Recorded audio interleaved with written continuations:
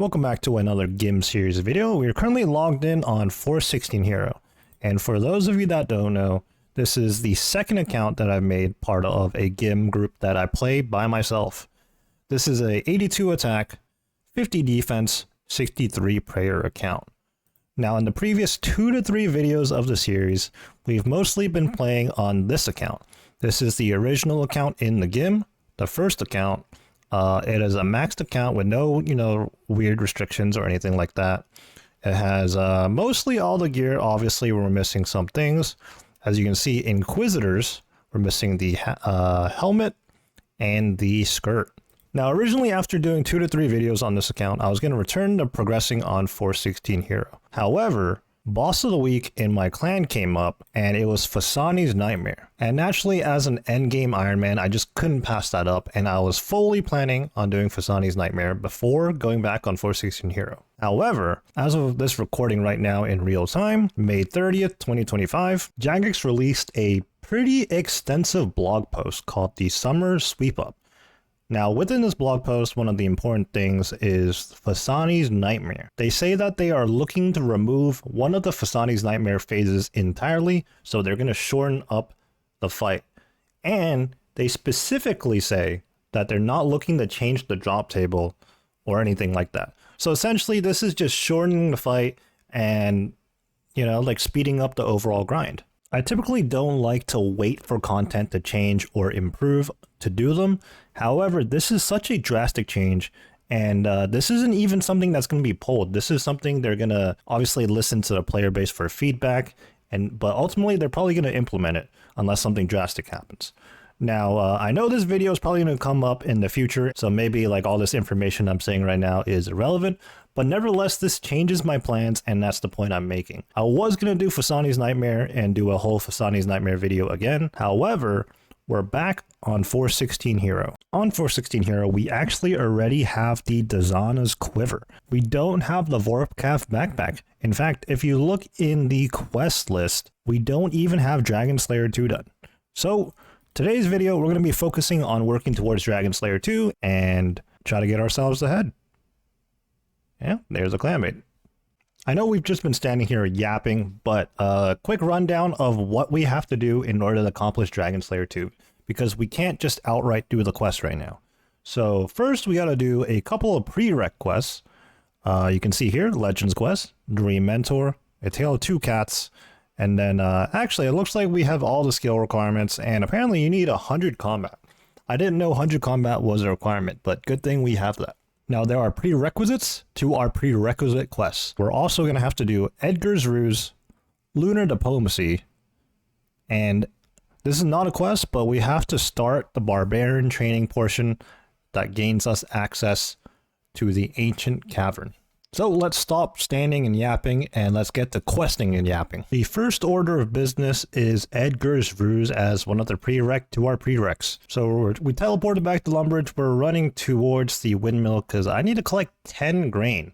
I don't have any grain in my bank, and I think I can get grain over here. I don't know. Be right back. Yep, there is a wheat field right here. We need 10 of these, so let me just pick those up. 10 grain acquired, and we also need 5 raw chickens for this quest. Conveniently, just next door to the wheat, we have chickens right here. 5 raw chickens in our inventory as well, and now we have everything we need in terms of items to start this quest. We're making our way over to Taverley to talk to Sandfew to start it, and I just want to say while we're running over there, I haven't really been actively playing this account in the last 2 to 3 weeks, and it feels very, very strange. I have been logging in every day just to do farm runs and whatnot, but in terms of actually playing the account, I haven't done anything. One of the biggest adjustments on this account is that we need to make sure not to accidentally gain defense, attack, or prayer EXP. Now, I do have the attack styles hidden, so this way I only gain strength EXP. Anyways, here we are talking to Sandfew. We are now officially doing the quest. Next up, we have to go to West Berthope. Actually, quicker to just POH Telly and go to the Warriors Guild. Okay, this quest is coming back to me now. We are making our way to the Troll Stronghold, which is why we need our climbing boots. This quest will also unlock the Trollheim teleport that will enable us to teleport right to the center right here, just outside of the God Wars dungeons. Obviously, on this account, we haven't tackled any of the God Wars bosses yet, but we will, and when we get there, we will most likely take advantage of playing on our 2 accounts at the same time, and we're going to do stuff like Dolo Bandos. But that's just stuff we'll get into more later when we do get around to doing God Wars. But for right now, let's just get this quest done first, and let's work towards Dragon Slayer 2. So on a new Ironman account, obviously you don't have the luxury of burning through stamina pots, but on this account, luckily we had enough stamina to make it all the way over here. We don't even have full graceful actually, and I've been wearing the climbing boots instead of the boots of lightness. Oh yeah, this is a quest where you get the gout wheat too, and we're actually going to need to pick up, I think, like 3 of those for various other quests. As a quest spacebar holder, I never understood the point of the parrot in this quest. Got the sandwich lady random. Unfortunately, she is not offering a baguette. Alright, here we are, the final portion of Edgar's Ruse, and this is the part where we pick up the gout weed. The quest helper, very helpful, is actually reminding us that if we want to do Dream Mentor and or Dragon Slayer 2, not only do we have to pick up 1 gout wheat for this quest, but we have to pick up 2 more, so 3 in total. So for these type of things, you're just going to have to stay patient. There are various safe spots in the room, so you can take it step by step. However, I think there is a specific timing where you can start right here and just 1-click the gout wheat crate and make it all the way over there. I'm going to try that out. I don't think I've tried it before, so let me see if I can figure out the timing. Okay, is that going to work? Nope. I do want to try to get this 1-click method down, so I'm going to try again. Okay, I think it's going to be right here.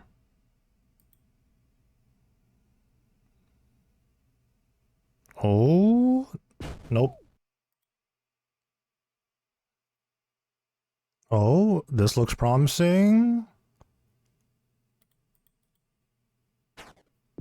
Okay, that's 1. 2 more to go. Oh, I was not expecting that one to work, but I guess it did. Oh, it looks good. All right, 3 out of 3. Not too bad. Back in Taverley to talk to Sandfew, and we're going to finish up the quest right here. There it is, Edgar's Ruse completed. We get a quest point, 11k Herblore EXP, which is actually pretty massive, and the Trollheim teleport spell. After completing Edgar's Ruse, I went ahead and did, usual Ironman stuff, farm run, birdhouse run, and whatnot. And now we're looking ahead to the next set of quests we need to do. And then I made the realization, it's actually pretty massive. I mean, obviously we are working towards Dragon Slayer 2, but in the process of doing so, we're actually going to finally unlock the Lunar Spellbook. And that's because up next, we're going to work on Lunar Diplomacy, and to follow that up, we're going to work on Dream Mentor as well. I think I have everything I need for this quest in my inventory. We just have to talk to some NPCs to get started. Yep, now we just have to talk to the dude in the long hall to get a seal of passage, making our way over to Moon Clan Island. Actually, if I remember right, it stops us? Yeah. If you think about all the times you have to sail in this game, and no, I'm not talking about the sailing skill coming up, but all the times you have to sail in this game, something always goes wrong. The very first thing I can think of is in Dragon Slayer. Your ship actually gets absolutely destroyed by Elvarg. Okay, after running around the ship, up and down the ladders, we finally made it onto the actual island, making our way over to this weird chicken-legged house. This is where we're going to be able to buy astral runes from Baba Yaga here, but personally, I'm probably going to be making or rune crafting the astral runes myself. I think almost any spell you can think of on the Lunar Spellbook will probably require astral runes. So this portion of the quest is a little bit interesting. You need a Guam leaf, this vial of water, you combine that, and then you combine it with the Marentil. Now I believe if you drop this or destroy it, you can make these over and over again. You can ask for more vials, and it's actually pretty good early mid-game Ironman herb EXP. Now personally, that's not an issue for us, so I'm just going to continue on with the quest. However, if you're struggling for herb EXP as an early game Ironman, this is something you could consider because Guams and Marintils are pretty easy to get, and it's actually pretty good EXP here. Okay, so I wasn't actually very prepared for this portion. I'm in my graceful armor here. I do have my salad blade, but I mean, I'm a 50 defense account. So far so good though. I do need to kill 4 of these to get 4 hides. Looks like we're not taking too much damage. Okay, I was a little bit mistaken. We're not here after the hide right now. We're actually after the tooth. But we will need 4 pieces of hide, I think, later in the quest. I think that's for making the lunar armor. So let's go ahead and do that right now. But as we're killing the Sukla, looks like we pestle and mortared the tooth that we got. And now we mix it into the vial. And that's the Waking Sleep vial completed. We're now at the portion of the quest where we have to visit the 4 different elemental altars. We're heading to the air altar right now, and we are just going to go through the abyss. I think I have an air talisman, but I don't have the other talismans. And, you know, a little bit risky here. We are briefly in the Wildy, but I think we're okay. Okay, after one trip through the abyss, we are now skulled. A little bit suspect here. You know, we got our cash stack on us. We got our graceful, our inferno cape. Salad blade, everything is fine, you know, we just have to keep our eyes peeled. No one really PKs here, but you never know. Realistically, you should not even be taking these risks. There's no need to, but I'm just being lazy right now. So while I'm running through the abyss for 2 more of the altars here, so this process was to just create the lunar staff, which I think for all intents and purposes, it is the same as the Drahman staff in terms of using fairy rings. It probably has a little bit better stats, attack stats, defense stats, and prayer. Maybe, I don't know. We now need to make our way back over to the Lunar Isle. The fastest way I can think of without having the access to the TP right now, I think, is going to the Kingdom of Miscellanea and then taking the ship over here. We're down here in the mines and we just needed to mine the 1 stalagmite, but it looks like the quest helper does tell us to grab 3 extra ores for the Fanatic Exiles quest. Honestly, I don't know if we're going to be doing Fanatic Exiles, except for maybe the quest point and whatever EXP rewards it gives us, but I mean, Fanatic Exiles unlocks the ability to get the Natus Knot face guard, and we can't even wear a Natus Knot helmet, so much less a face guard, so in terms of that aspect, that's not important to us. So the lunar outfit I mentioned earlier, this is the first piece, this is the helmet. Now we just have to run around and talk to various NPCs on Lunar Isle to get our full lunar outfit. We just talked to, what's this NPC's name over here? Pauline Polaris over there, and we got ourselves the cape. Once again, back outside at the Suklas, we just have to kill 1 more of these. This time around, it's going to drop us a tiara. And we already have the 4 hides. I'm going to speak to this one NPC called Meteora back there in the southwest, and I believe that's when we're going to get the clothing. And there's the tiara. Can we wear this? We can't wear it. Disappointing.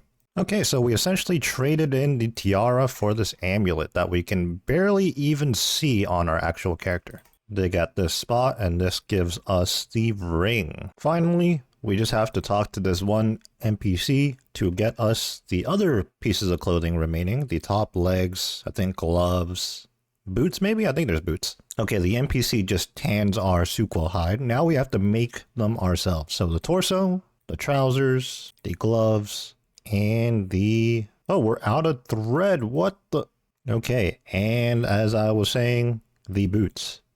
Now this is the full lunar outfit, and I think the NPC probably has our lunar staff right now. I think we get that back in a bit. So for our situation, this isn't really relevant, but if you're an early game Ironman, like I said earlier, you're probably going to do this quest a lot earlier to unlock the lunar spellbook, and this lunar armor is actually pretty decent in a pinch if you're looking for some magic bonuses. Okay, we're about to head into the iconic Dreamland as part of the lunar diplomacy. We have our full lunar outfit on, and I don't believe there's actually any combat for lunar diplomacy. There's Dream Mentor where there's combat, so we should be fine to just head in there. Oh, we got flashbanged. Here we are. First up, we're doing the racing portion of the challenges. Now let me know, has anyone actually failed this? I don't know if you can actually fail this or not, but basically you're on this side where you have to jump over these hurdles. The expert over here just gets to take a sweet ass time walking over there or something, I don't know. But we got these like long ass animations jumping over these hurdles. Oh, okay. Try again. Oh, these things actually take damage. We do have 2 pieces of Chrom Wand on us. But yeah, I'm not entirely sure if the game will let you lose. Maybe you can, I don't know. I don't think I've ever lost this before. First time for anything, though. It's not looking good right now. Hopefully we make it first try here. Oh, we do? Okay. Nice and easy.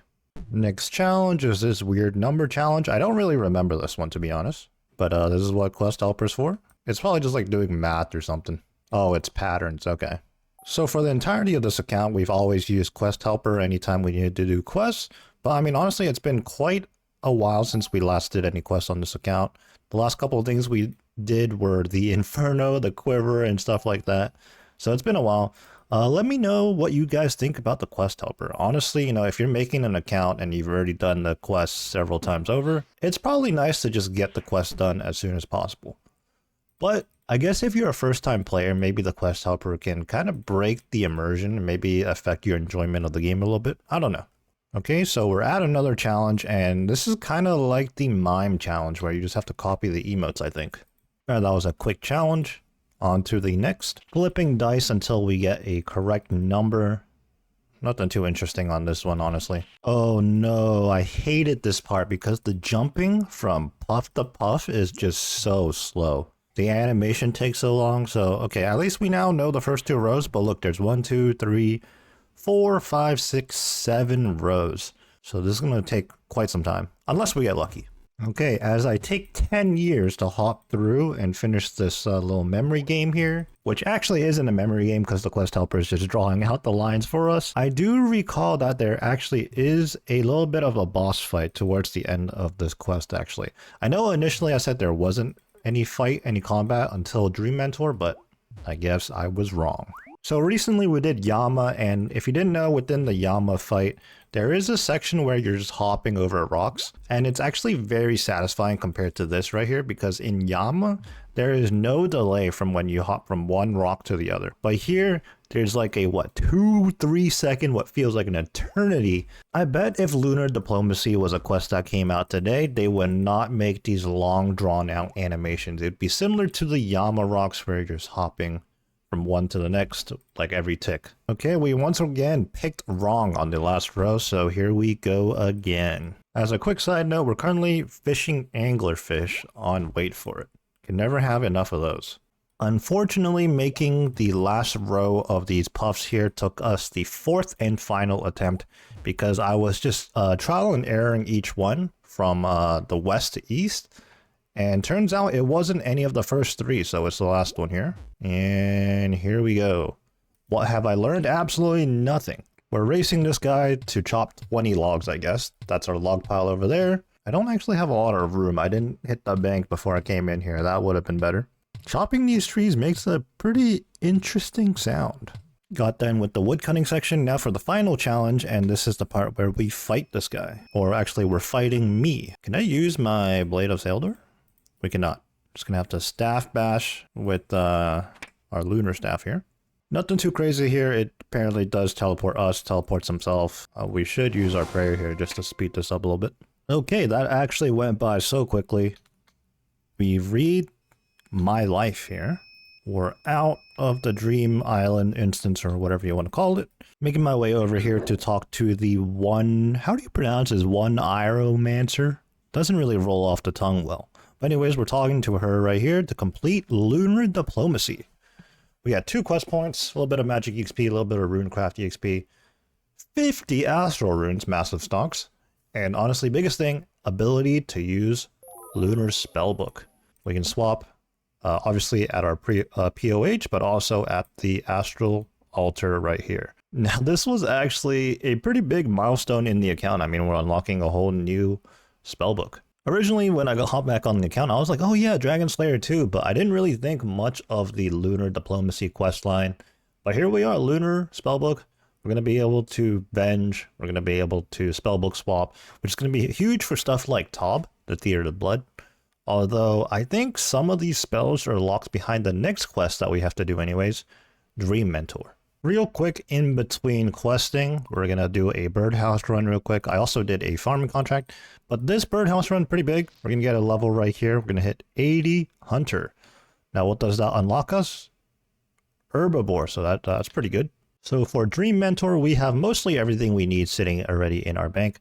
However, we do need to pick up some food because we're going to have to give food to this NPC. Now, yeah, so this is the correct NPC I want to talk to. I want to pick up 3 empty sacks. And this is because we're going to be required to pick up a lot of food. Now, we're going to be using onions, potatoes, and cabbages, I think. And we can actually store those in these empty stacks, if I'm not mistaken. That way, we can kind of just bring all that and everything else we need without having to make multiple trips. Conveniently, we already had cabbages and onions in our bank for whatever reason, probably like very early farming contracts or something.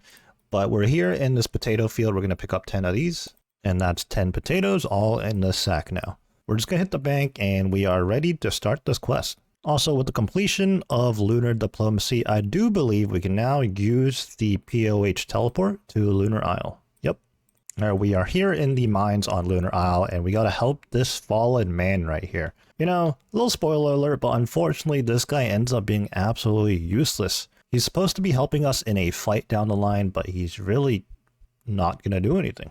Also, I swear this UI is new. I don't remember this. I don't know. So the reason we have these sacks of different food is because we have to give him food, but each time we give him food, we have to give him a different thing. So we can't give him like a potato 2 times in a row. A fail-proof way for us to do this is to just withdraw 1 of each from each sack. Pretty iconic part of the quest right here. We're now accessing this guy's bank, and it's interesting. It's always interesting to take a look at what he has in his bank. It's like a bunch of random junk. Okay, maybe this isn't random junk after all. I mean, there's some pretty nice things in here. You got barrels here like the Aram's rope top, the Carol's leather top. You got the iconic dragon chain body. You got the whip, ranger boots even. And I guess we're supposed to take these out for him. All right, we gave this guy his gear, and now he looks like an absolute unit. Actually makes no sense, because why on earth would you ever put on this combination of gear? I don't know. You got magic armor, you got range boots, a D-med helm, and a melee weapon.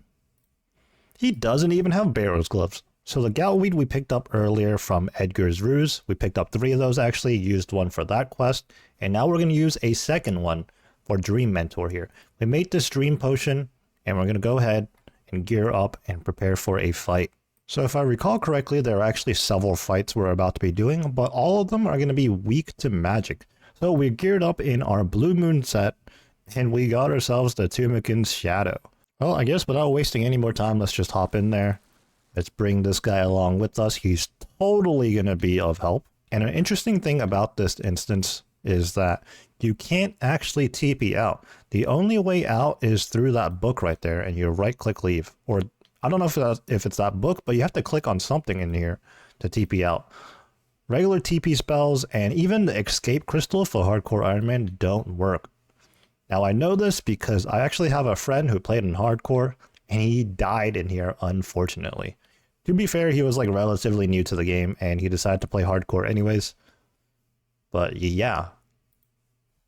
The inadequacy. Oh yeah, you can't use prayers in here, that's right. Let's go ahead and put our occult on. Hopefully these Karam ones I brought in are going to be more than enough. Ow, this actually hurts. Okay. Now, I believe this one you can actually save spot. Did I do this correctly? But you do have to be careful, because if you don't save spot it correctly, you could get trapped here. So yeah, right here you can right click leave, but you actually have to be over on this side where the everlasting is. You can't leave from the tile I'm standing on right now, so it can be pretty dangerous. But we are overgeared and overleveled for this fight, so honestly not too bad. The untouchable. Ow, a 15? Well, at least this guy is avenging us, but as you can see, he's not even hitting the boss. Okay, the elusive, the final thing. This little thing hit me for 8, and of course it TPs around the room somewhere. It's so funny to be using a Tumikin's Shadow here. I think at this point, typically people would be like, I don't know, like Ivan blasting or something. It's like the giant mole, it's digging around everywhere. Well, true to its name, it is elusive. That should be it, right? Yeah, and this guy gets the job done. Here we go. And that should be it. Once again, we just have to talk to the NPC to finish up the quest. Let me make sure I have my seal of passage back on, because I think at this point, if I talk to any NPC and I don't have it on, they're just going to kick me off the island, which is pretty annoying.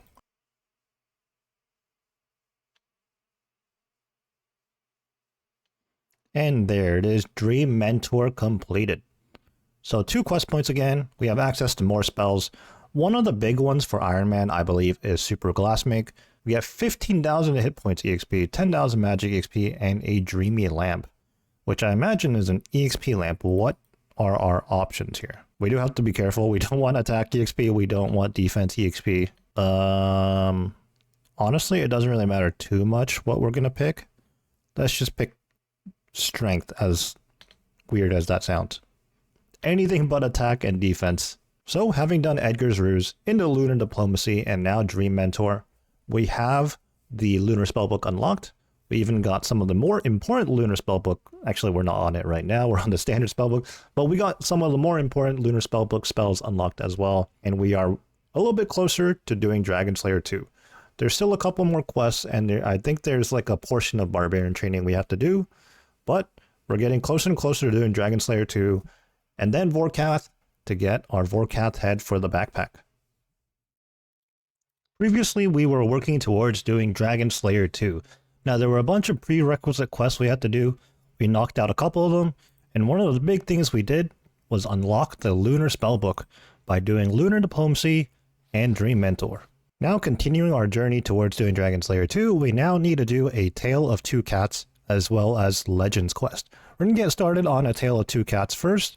I think I have most of what I need sitting in the bank already, so let's head there first. The most important thing for this quest is a cat. Luckily, we have a Hellcat, because if we didn't have a cat, we would be time gated for, I don't know, like 2 hours by getting a kitten from Gertrude. So we do have the quest helper up, so let's just pull out everything we need.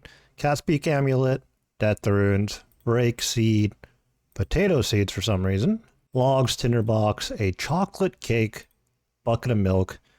Looks like we don't have shears and we don't have the desert shirt and robe, so we're going to have to go and pick those up. I'm going to head on over to the farming guild and trade the shopkeeper here for some shears. Those are secateurs. Where are the shears? I do think you can get shears from other farming shops, but the one I went to, the farming guild of all places, doesn't have one.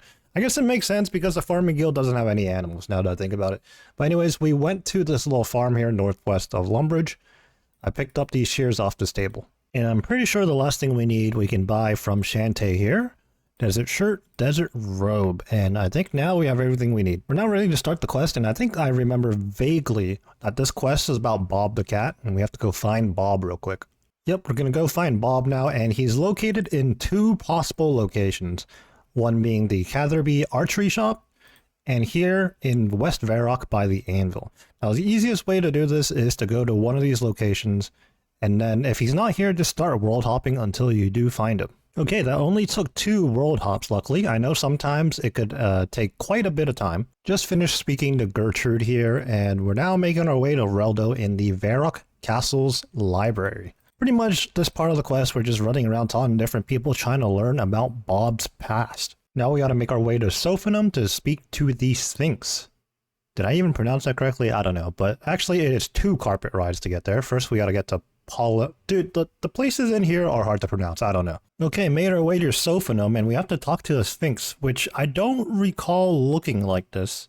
Can't really get a good look at it right now because this absolute unit in Obsidian is also talking to it, apparently. Or just AFK there, I don't know. But, you know, going back to all this content that I've already done several times, but like years ago, I don't know. Like, everything looks slightly different than what I remember it being. Okay, pretty much the last portion of this quest, we're just doing this guy's chores for him at his house for some reason, I don't know. And this is also why we have all these items in our inventory. You know, we have the rake, because we're doing his little backyard for him or whatever. And then we're making his bed. Like, what? What is all of this, man? Okay, we've done everything we needed to do. Now it's a matter of waiting. All right, the wait is over. Those onions are now, or potatoes actually, I thought they were onions. But those potatoes are fully grown.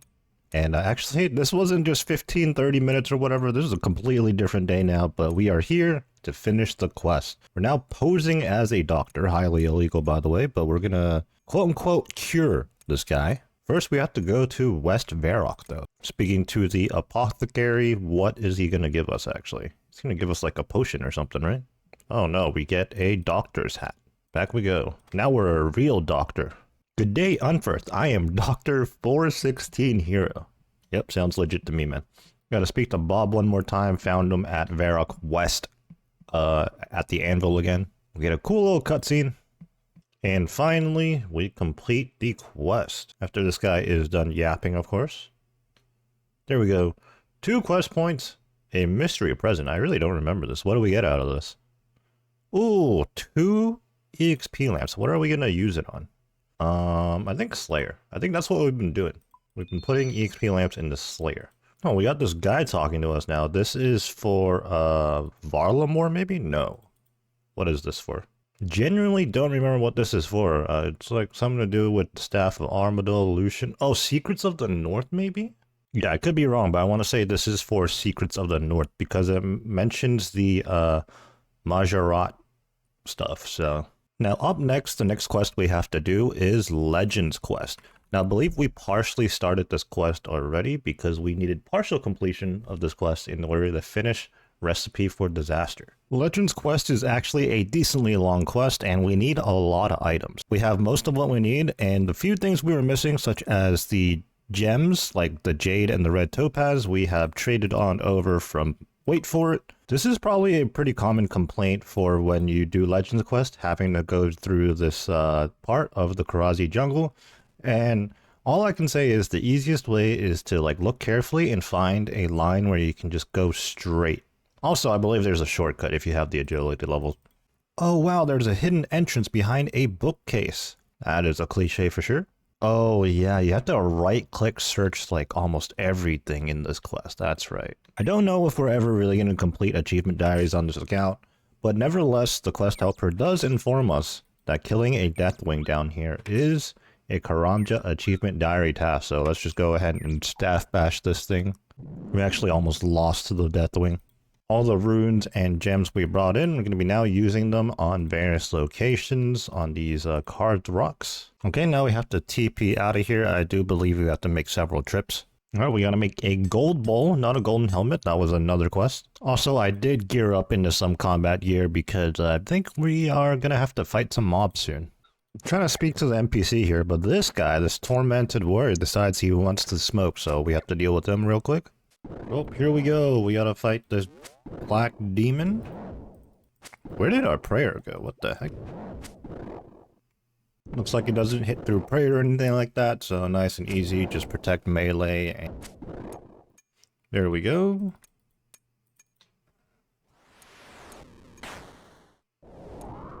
What? Oh, that was weird. Oh, I guess it had a really long death animation. Once again, we have to TP out and collect a whole new other set of items. One of the things we needed. Handed over from, wait for it, an unpowered orb. I don't actually have any on this account. I mean, we have 75 crafting, but that was all from gem cutting. And then we need to go back onto Karamja and pick up this Ardreagle thing and this snakeweed thing. Down here in the caves, we just have to fight 3 skeletons real quick, collect these crystals. Each one drops a different one. This one's actually a little bit higher level. Okay, for whatever reason, we have to once again fight this black demon. We were actually given 2 options. There was this NPC that spawned, and we were given the option to either kill or save him. I thought it would be quicker if I just killed him because it was still down here in this cave, and here we are. I don't know. I don't really remember what option I picked in the past. Ooh, yeah, this is a very strange thing, and very dangerous part of the quest if you're a hardcore. You see how I'm... Look, I almost just got stacked out. For some reason, a game stalls you super hard there, while that black demon is attacking you, and there's nothing you can do about it. Luckily for us, we're not a hardcore, so not overly concerned about that, but we did lose like 50 health. So this part of the quest looks like we have to refight the 3 skeletons we were fighting earlier, and yeah, it looks like it stalls you every time. Alright, we are coming towards the end of the quest finally. We're back at the Legends Guild. We just have to talk to some NPCs, and I think there are some fat EXP rewards from this quest. We do have to be careful once again, as always, when it comes to these EXP lamps or rewards. Our options are attack, defense, strength, hit points, prayer, magic. There's a third menu. Woodcut. Oh, you can... What do we put this on? I have no idea what to put this on. Agility seems pretty good, actually. Yeah, I think let's put it on agility. We're putting it all into agility. We're actually gaining a lot of EXP from this. I think each one was 30k. 4 lots of 30,000 EXP in any skill. Oh my god. Yeah, we just gained 120k agility EXP from that. And we didn't even gain a level. Unbelievable. 405 agility XP remaining. But anyways, that is Legends quest completed. Now, in terms of Dragon Slayer 2, we just need to do that little portion of Barbarian training to gain access to the Ancient Cavern. But other than that, we are finally ready to do Dragon Slayer 2. At this point, before we started on Dragon Slayer 2, we were actually procrastinating the quest for a little bit. We went on Wait For It and we potted some tops with the clanmates.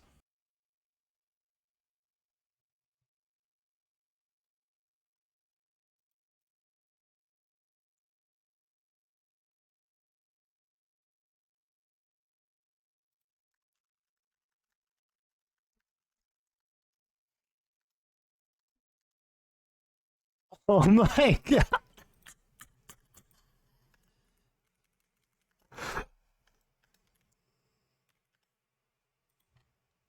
Oh my god, dude.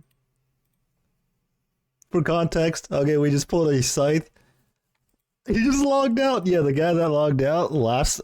I don't even know how to explain it right now. Hold on. Woo.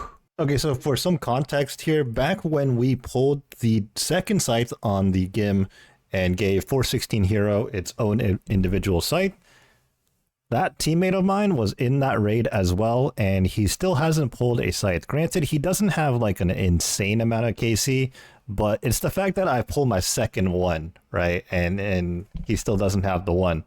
And then that same teammate, we are now pulling another scythe. Well, I say we, but I didn't get it in name, but I'm part of another scythe split. And once again, it didn't go to him. So a little bit unfortunate, but he just gave me 55 mil. Wait, hold on. Here we are on our normal account. Lots of spam here because it's a free-to-play world at the GE. But yeah, 555 mil sitting in our inventory. We just accepted the trade earlier. This is actually a Vernic plus a Scythe trio split. Now, the Scythe has actually gone down in price a little bit since we last pulled ours. At the time when we pulled ours, it was about 1.8 bill. And it was a 5-man split, so I essentially had to split out 1.4 bill. I think at this point in time, the site is now 1.6 bill. But nevertheless, we are making our money back.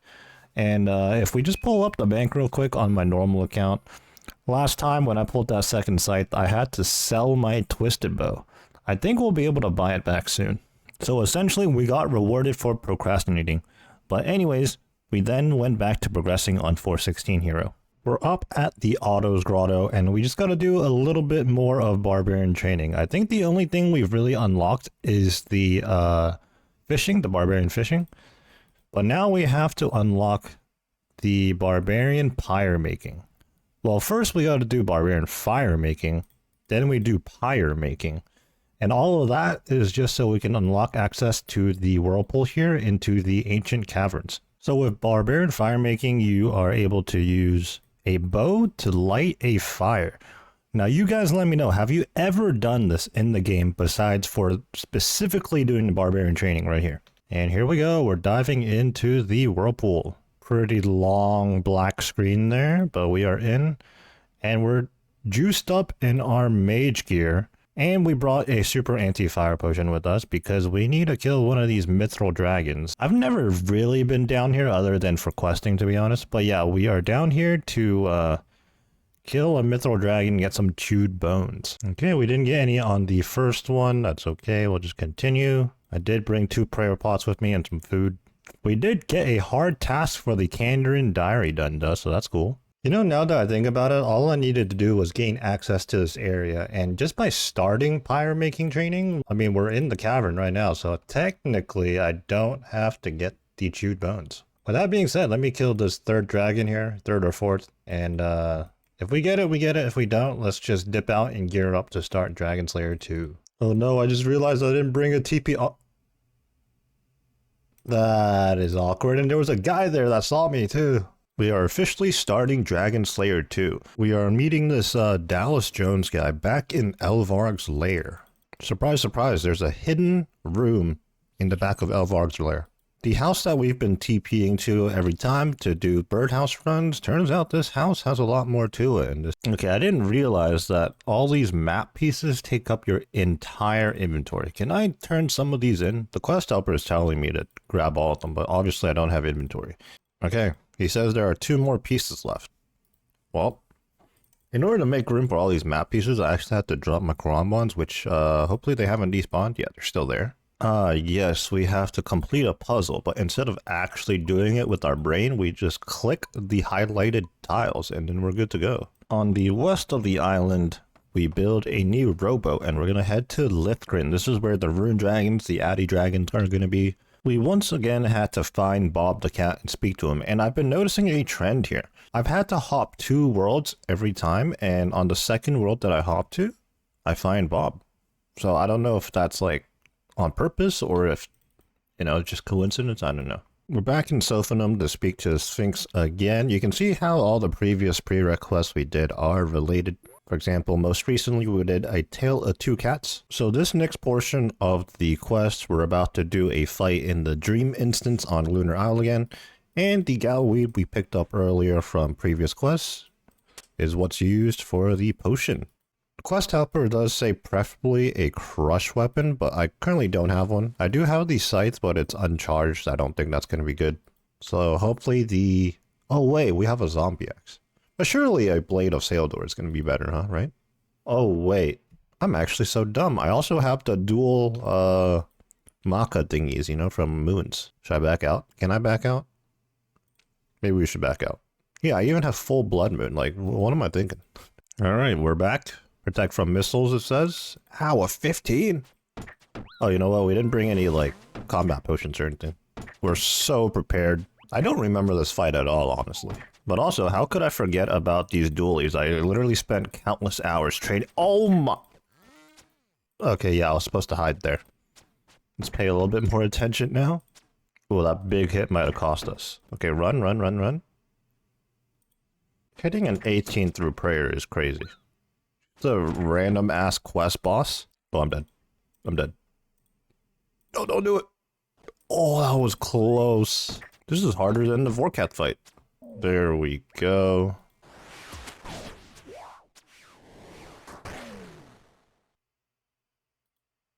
The first key piece we're going for is in a crypt in Chazian. So yeah, this is like maze-like. Yeah, there's just these high-level mobs, these skeletons, these zombies. We don't actually have to fight them, we just have to run through them. Just based off of memory here, I don't think this one is too bad, but there is another one that will hit us much harder, I think. Although, I say that and we're getting smacked right now. Okay, we have to go through this door. In classic tomb raiding fashion, there's some sort of puzzle that you have to do in order to unlock the tomb. But there we go, first key piece. Next up, we head to Varrock and speak to Reldo, and then the... looks like the location... Well, this might not be a maze this time around, but let's head to Varrock. For the next portion of the quest, we're going to need a Dragonstone, which we don't have on this account. So just one moment here, and a Dragonstone is magically going to appear in the group storage. Boom. Okay, and looks like we're going to need 2 molten glass, but other than that, we have everything we need for this section here. We do need the Ectophile. We're going to be heading into Fort Phasmatis to speak to some NPCs. So we have to speak to Ava, the NPC that you go to for all the range backpack needs, like the Ava's accumulator, yada yada yada. We got ourselves a locator orb, and we are currently in the Mortmire swamp looking for the location of this key piece. Right now we gotta head east. Oh, northwest now. Okay, maybe like up here. South? Southwest? I'm northeast. What? Right here, surely. This must be the spot. Perfect. And here we go. Second dragon key piece. I didn't realize we were at this point of the quest already, but it is time to fight Vorkath. Now, I didn't really know what. I just realized I have a Ghost Speak amulet. You know what? It'll be fine. It'll be fine. Anyways, let's get started. Also, I just realized I forgot an anti-poison, but surely, you know, as scuffed as this is, this will be fine. Oh, and it starts right away. What the heck? Oh, the poison ticked for 20. Oh. There's absolutely no way we just died to the quest Vorkath. Also, I just realized for whatever reason, wait for its POH is set to Relica right now, so instead of having to use the fairing or go to Miscellanea and then take the boat, I could just go right here. Okay, we are back. This time around, I pre-potted an extended anti-venom, so we're going to be good on that department. Honestly, that was what was doing the most damage to us. And down it goes. I don't know why I was like expecting some loot there. This is a quest boss, so we're not going to get any loot. Although I do think in other quests like later released, such as Desert Treasure 2, when you do the bosses like Vardorvis, Duke, and stuff, I think you can get drops and you can even get Virtus and like, you know, like actually unique drops. Okay, we got a key. What do we do now? Go down the staircase in the southeast of the Karazi jungle. Dang it. I thought the key piece would actually be right there, but we're gonna have to run through another maze. Alright, here we are in the Karazi jungle, about to head into yet another cave. Again, we're kitted up in our graceful gear, we just have a bunch of food on us and we're gonna run through. And hey, this is actually the area that Gillinor Games used. Interesting. Okay, there are traps and stuff we have to hop over. Also, I didn't bring a stamina pot, no! Now, is the key gonna be right there, or is there like different floors to this? Yep, mobs are hitting pretty hard in this maze. 16s, 20s. I'm not even sure if my Protect Mage is doing anything. Okay, yeah, some of them do mage us, some of them melee us. I think our stamina should be fine. If this was pre-stamina changes, then definitely we would be out by now, but luckily, we're playing a game in 2025. Alright, we've made it to the middle. And there's the key piece. Let's get out of here. One more to go. Just kidding, I can't count. We already have 4 key pieces. They are now sitting in our bank. Let's gear up for... I don't think this is quite the final portion of the quest, but we're almost done. Alright, so we have our key pieces on us. We are now diving into the ancient caverns. Okay. We have to step on the actual pier first before we're allowed to do this long jump animation. Which is actually the same animation used to jump into the Inferno. Alright, while running through here, let's not get destroyed by these mithril dragons. Okay, what is this? I believe we have to make the key pieces. Oh no, we have to... You know, maybe we should try reading for once. Cast Fire Wave. On the other side of the ancient caverns, there's this little section here, and this is where we're going to be forging the dragon key piece. And there we have it. So all of that work we did was to create this one key, and this key is used to open this ancient door on Lithgren. And here we are to our right. I sound like a tourist guide right now. To our right is the Rune Dragons, and to our left is the Adamant Dragons, although evidently right now mid-quest, none of them are actually in here. Well, there goes Dallas. I like how we pick up Bob and just run. Oh, and there's Galvik. Alright, when it comes to the Galvik fight that we're going to be fighting in a little bit, we are going to take it more seriously. Oh yeah, I forgot what the last quest I mentioned this in was, but yeah, once again, sailing and something goes wrong. Oh. Okay, that obviously never happened. Okay, up next we have the Addy Dragon, which is actually more annoying. Okay, the unfortunate thing here is that we have to start from the Mithril Dragon again. But yeah, as I was saying, the Adamant Dragon is actually more annoying to deal with than the Rune Dragon because it has this Ruby Bolt Okay, we are back. I brought in 2 super anti-fire potions this time. So it just occurred to me that you can't use thralls for this Galvik fight for whatever reason. Oh, why did I... Okay, here we go again.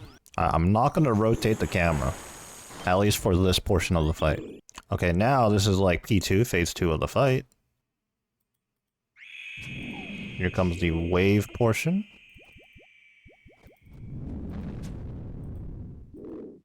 Okay, right here, I'm going to redivine. And for this portion of the fight, when he throws those rock-looking things, we do have to dodge those. We're almost there. It is sub 200 HP. And at this stage of the fight, we actually don't want Ruby procs, because it's going to do like next to no damage. Speaking of which, we just got one. It's 4 HP. There we go.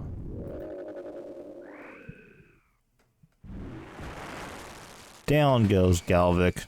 That was for Bob. Damn, and here we are at Bob's gravestone.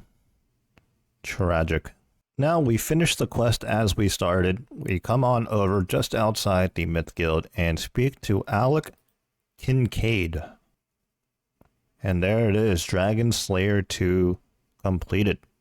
5 quest points, access to the Myth Guild, 80,000 smithing XP, 60,000 mining XP, 50,000 agility, 50,000 thieving. That brings our total quest points up to 248. Oh, 72 smithing, 71 mining, 78 agility.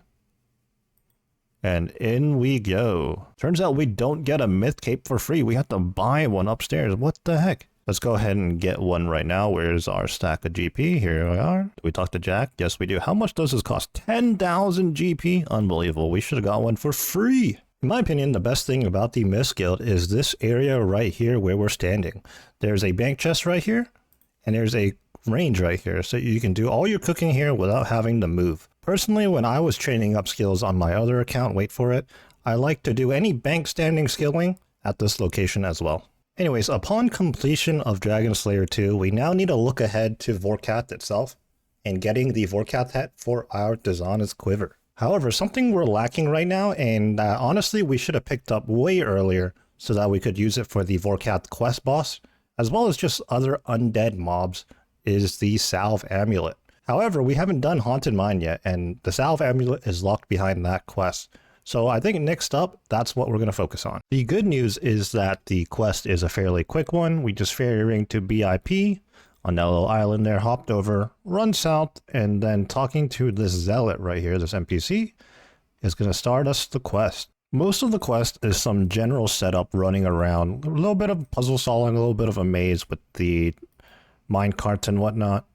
But once we get that sorted, there's going to be a boss fight, so I guess I'll come back to it when we get to the boss. Alright, at the bottom of the mines, we take this innocent looking key, at least we try to, and that triggers the fight against Treyas Daith, or however you pronounce it. Let's go ahead and drink our super attack, our super strength. Now this fight is kind of annoying because it teleports around the room, you have to chase after it. And there's like random objects that will start hitting you. But we're pretty strong right now. People usually do this quest much early on. In fact, that was quicker than I expected. We went ahead and killed it without it having really ran away anywhere. So upon completion of this quest, not only will we be able to more efficiently do Vorkath, but Salve Amulets will be used for the Theater of Blood as well. We have done Tob on this account previously, but it was under unideal circumstances. However, with this quest and some of the other gear upgrades that we've since got, I think it isn't too unreasonable to start farming some Tob. I don't even know if we got any like EXP rewards out of that, I don't know. But while we're here, let's pick up some of these salve shards. But it also just occurred to me that we now need to get Tarn's Diary in Tarn's Lair. The list of things we need to do just keeps going. To get to where we want to be specifically in Tarn's Lair, it's best if we buy this Slayer ring. We got put right at the entrance and now we're in, and I believe we're going to have to fight those terror dogs. Also, this is an incredibly long cutscene of us just staring at them. Oh, these things are actually level 110. We're in Graceful. I think we can just ignore this animated steel armor. And there we go. Oh, he's just back to his regular self now. We gained 5,000 Slayer XP from that? Cool. Tarn's Diary, and this is what we were here for. I'm fairly certain that we can just TP out now. Yep, Tarn's Diary acquired. Let's just get out of here. Okay, up next, we're going to head to Ardun, Ardi, Ardugne, whatever you want to call it. We might have some balls of wool in the bank, I'm not sure, but let's just go ahead and pick up some. And then we'll hit the bank and make ourselves the Salve Amulet. In case anybody did not know, the general store over here does have a stock of 50 wool. So here at the bank, we have 6 salve shards. Now, if we use the salve shards on balls of wool, we will get a salve amulet. So here we have enough for, what is this, 6 of those. And then we use the diary on the salve amulet. And this is how we get salve amulet ease. Now these ones, these pink ones, are the ones that we're going to be dropping in Tob after the bloat room. However, we're going to have to make one into a Salve Amulet EI, which is imbued. Actually, let's go ahead and do that right now. I'm like 99% sure we have points remaining at Nightmare Zone. Here at Nightmare Zone, let's go to the rewards chest. Go to upgrades, and look, we have 7.3 million points. We did do a fair bit of training for Nightmare Zone in preparation for the Colosseum and the Inferno at the time.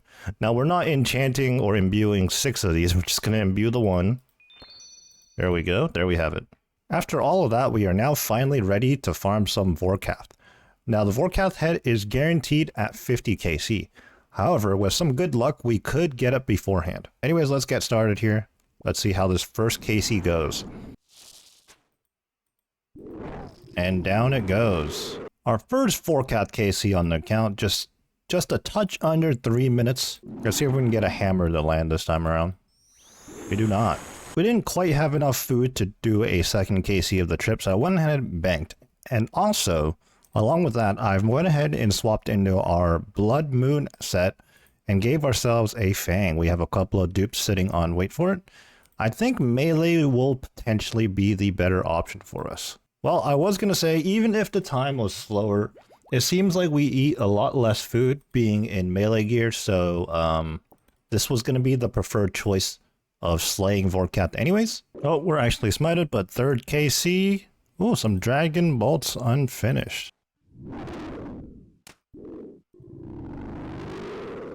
Here we go. Oh, we got the Vorkath head on 4KC. Let's go. We're out of here. I was just saying the clan chat. It's so bad. But we got it. Let's go 4KC. We're out of here. So right now, if we use the Vorkath head on the Dazana's quiver, it says that Ava in Draenor Manor might want to see this. Let's go ahead and use the Vorkath head on Ava, I think. Alright, she just called me deranged. Never mind, let's not do that.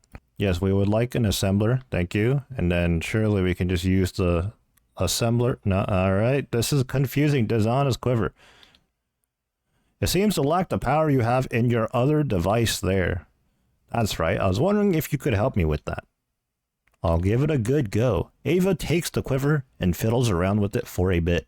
Alright, I believe now, yep, there we go. Your quiver now shares the ammo saving effect of your Ava's assembler. Now we won't lose out on our Ruby Dragon Bolts. Yeah, between doing Dragon Slayer 2 and the couple of Vorkath kills we did, we actually lost 59 Ruby Dragon Bolts. And we probably lost countless Dragon Arrows and Dragon Darts doing the Inferno when we were doing that too, so now we get to save all that ammo. Another day, another Hespori, and we gotta stay on top of our farm runs as per usual. However, today we're gonna be switching over the POV back to wait for it, and that's because we're gonna be doing some Colosseum. Now, the reasoning is that we're gonna have to do some Slayer on 416 Hero, but before we get to do that, I kind of want the best in slot prayer gear. We can actually wear the Sunfire gear on this account. I believe the requirement is 60 prayer, which we have 63, so that works out. Besides, we are kind of knocking out two things at once here. We want the prayer gear on our wait for it account as well as 416 Hero, so it's a 2-in-1 thing here. And yeah, we'll head to the Colosseum after Hespori and the farm runs. Just wrapped up the farm run on 416 Hero. In about a week, maybe a little bit less, we're actually going to hit 99 farming. We've been doing magic trees, palm tree seeds, and Hespori every single day, so EXP is coming quickly. Anyways, we are on wait for it here, just outside the entrance to the Colosseum, and we are going to farm some Colosseum for the prayer gear, the Sunfire set. Now, the setup mostly is the same from our previous Colosseum runs. However, we just swap out the Torva plate body and legs for the Oath plate versions. Everything in the Colosseum is weak to slash, so naturally this is an easy decision to make. One of my clanmates actually did ask me if I was going to use the new Aether runes from Yama. However, I was just saying how those runes are in a little bit of an awkward situation for me as an Ironman. For one thing, you need 30,000 of those runes to convert your Oath plate to the Radiant Oath plate, and at some point in time in the future, I am going to go for that. For reference, right now, I have about 40,000 after completing over 1,000 Yama KC, so these things are hard to come by. Another thing is, I don't think the one inventory space that it's going to save me in this situation is going to make or break any Colosseum runs.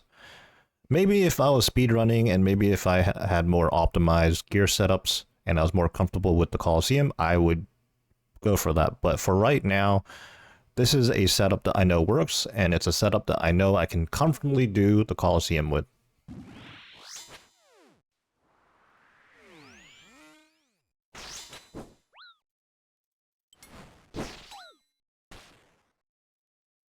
Well, our first run, we made it to wave 10, and unfortunately, we died. Realistically, I didn't like my options on the modifiers for wave 10, and I probably should have backed out. I had to pick Doom, which I'm not entirely comfortable with, unless it's at, like, the very end for the soul fight. We missed out on some loot, and we lost 250k to our desk coffer, but we didn't miss out on any of the loot that we actually wanted, so I guess that's okay. Alright, don't like the modifiers, only made it to like wave 3, no, wave 4 that time, so we're just gonna take our gains there, our loot, and back out and reset.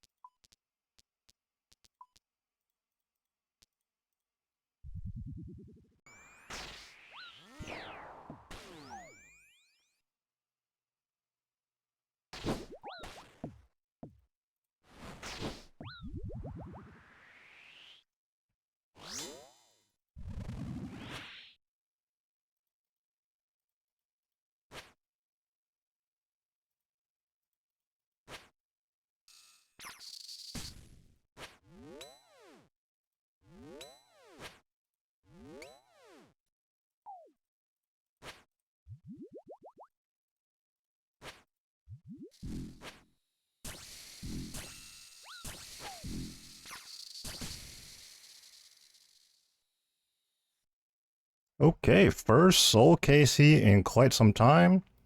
There's a quiver.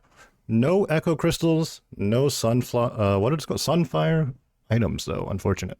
This is gonna sound really stupid, but I just realized I did that Colosseum KC in full Torva.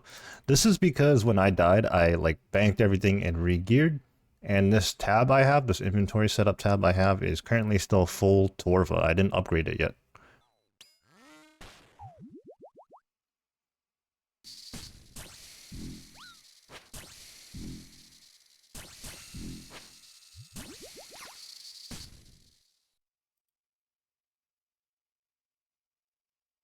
So we did manage to get ourselves a second KC, another KC in Colosseum, and unfortunately, we didn't get anything out of it, but we kept moving.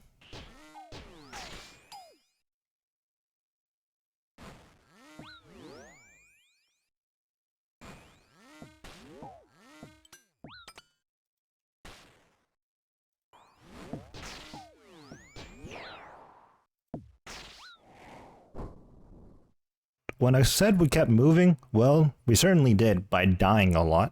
Unfortunately, after getting 2 Colosseum KCs, we kind of hit a brick wall for ourselves.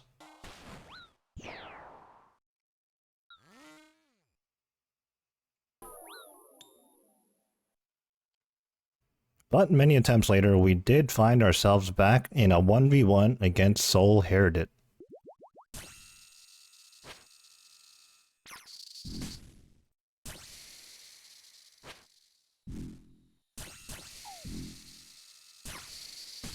Unfortunately, that time we threw a KC away. We just got the shakes while at Soul, and honestly, that run up to Soul was a pretty nerve-wracking one to begin with. I was messing up a lot in like the late waves, like 10 and 11, and I think I had less supplies than I wanted.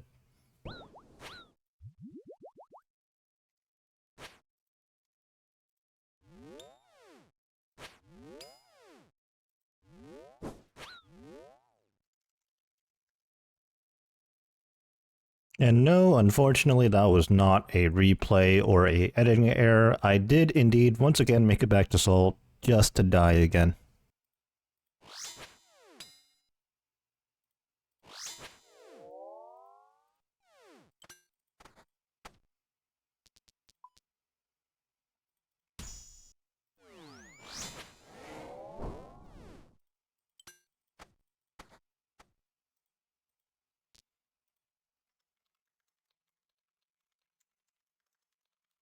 On that previous run, we decided to claim our rewards after Wave 5.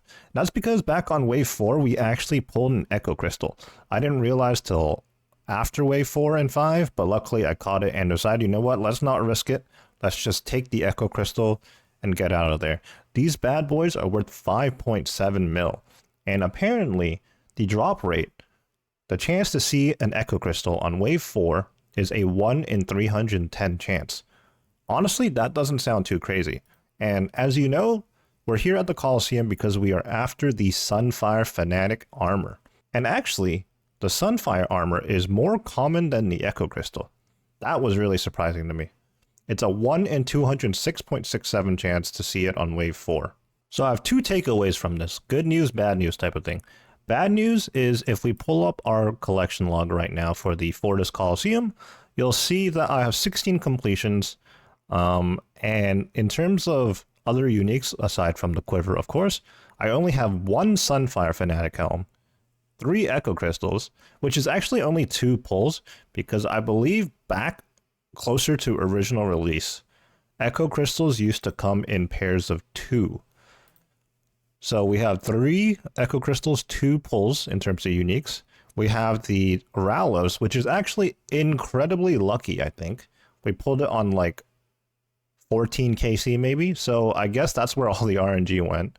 And I don't think I've pulled any Onyxes from the Fortis Colosseum. This is just like a crossover from other parts of the collection log. I just realized I didn't really mention the good news, but I mean, it's kind of implied. I mean, the good news is that the Sunfire armor isn't actually that rare on paper, so in theory, we should get it soon. And I guess the best news is that obviously we don't have to do full Colosseum runs, full completions. We can get the armor we're looking for at any point after Wave 4. Now, it would still be in my best interest to get completions because obviously the higher wave you get to, the later in the Colosseum, the better your chances are at rewards. And also, while our quiver is blessed on this account, wait for it, the quiver on 416 Hero isn't blessed yet, so we're still burning up Sunfire Splinters every time we range on that account. So it'd be nice to get that one blessed as well.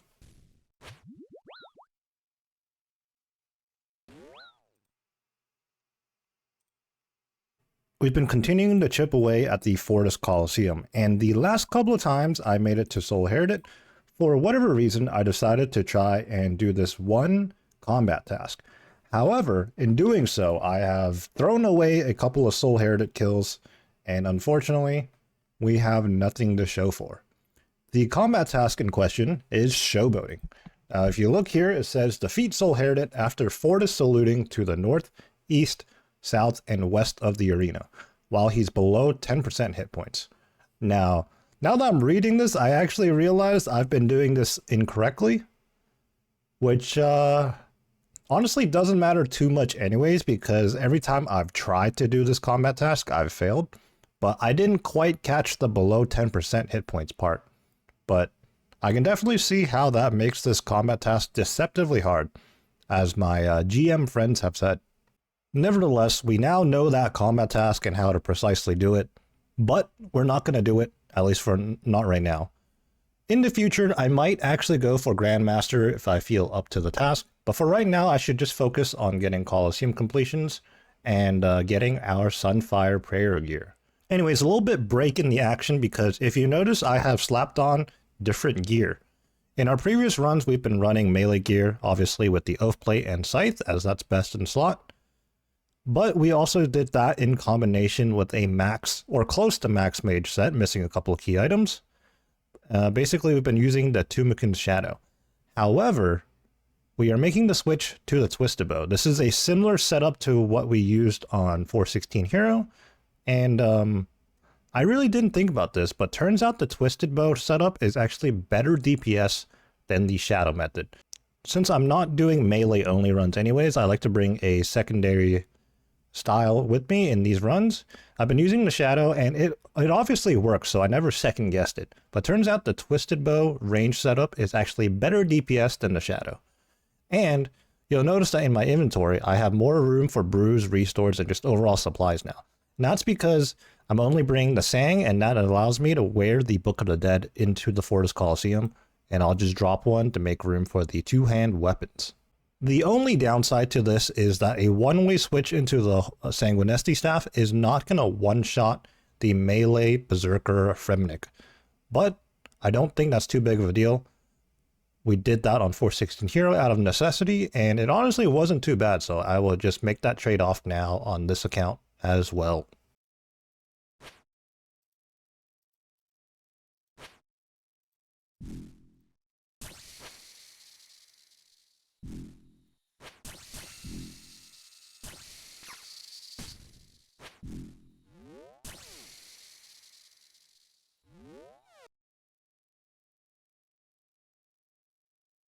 After a day of struggle yesterday, today, a few attempts in, we finally get ourselves a KC.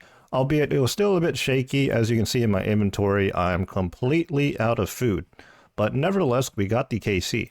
Unfortunately, as you saw, I didn't get any uniques besides the quiver, which is not the first priority of things we're after right now. Another day, another farm run on 416 Hero. Actually, to be more accurate, I already did Hespori, and that put me at just 5.1k EXP away from 99 farming. And yesterday we had a farming contract for a yew tree. Now we're just going to check the health on this yew tree, and that should put us at 99.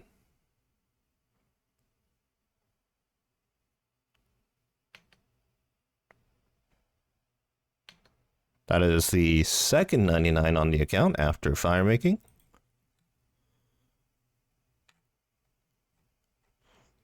Let's go get the cape.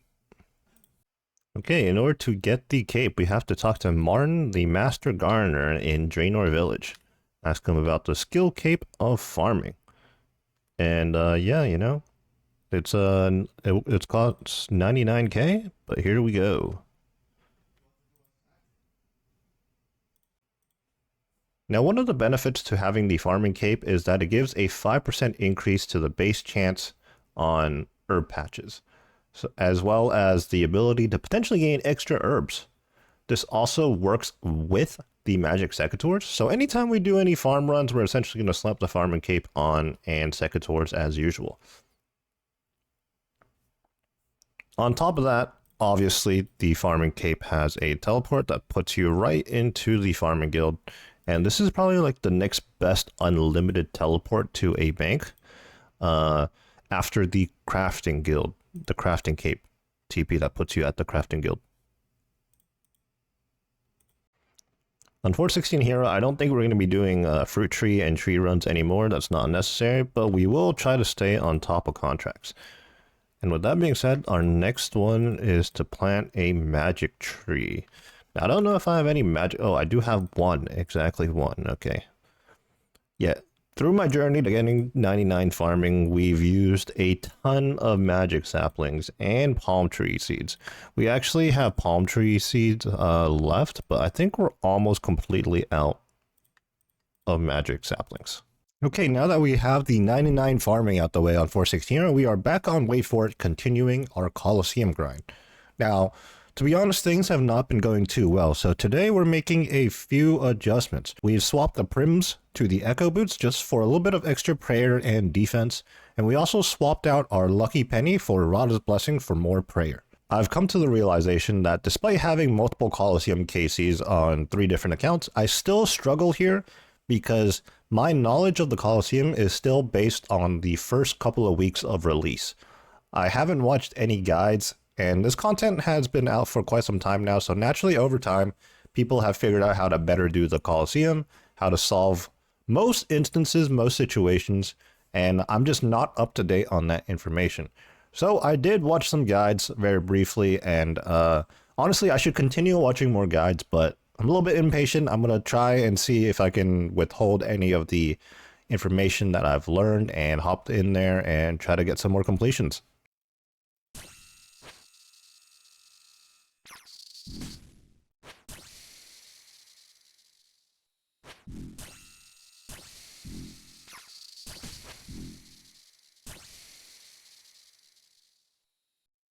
New PB. No uniques, unfortunate. We'll take the new PB though. Very nice.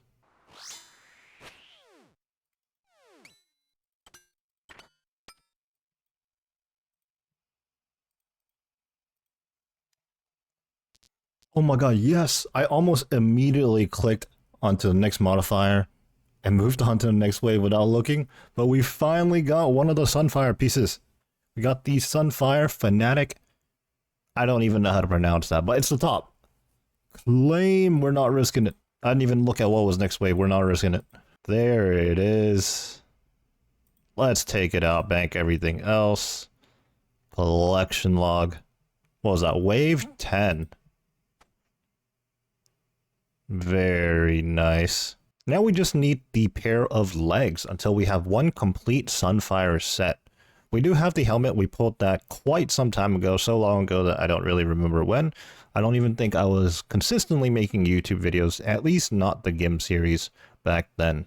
As with the goal of the series, we are trying to get 2 of everything so that each account, 416 Hero and Wait For It, will have 1 of everything. So I don't have to trade over items back and forth and whatnot. But I'm very happy with getting 1 set for now. So hopefully we get the legs soon.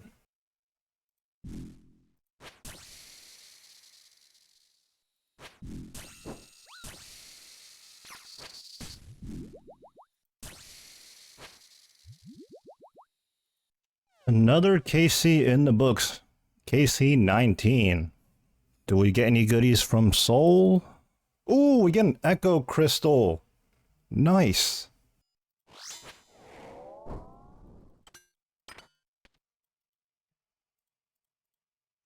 Oh my. Apparently I had the legs the last wave and I didn't even check. Okay, good thing I completed wave 10 and I checked the loot. We are claiming this and getting out of here. Turns out we got the legs on wave 9. Wow. Just like that, we got the top end legs today. Now, let's take a look at the collection log on this account. We actually have everything but the pet. I don't think I've actually pulled an Onyx from the Colosseum for what it's worth, but, you know, the uncut Onyx can be got from...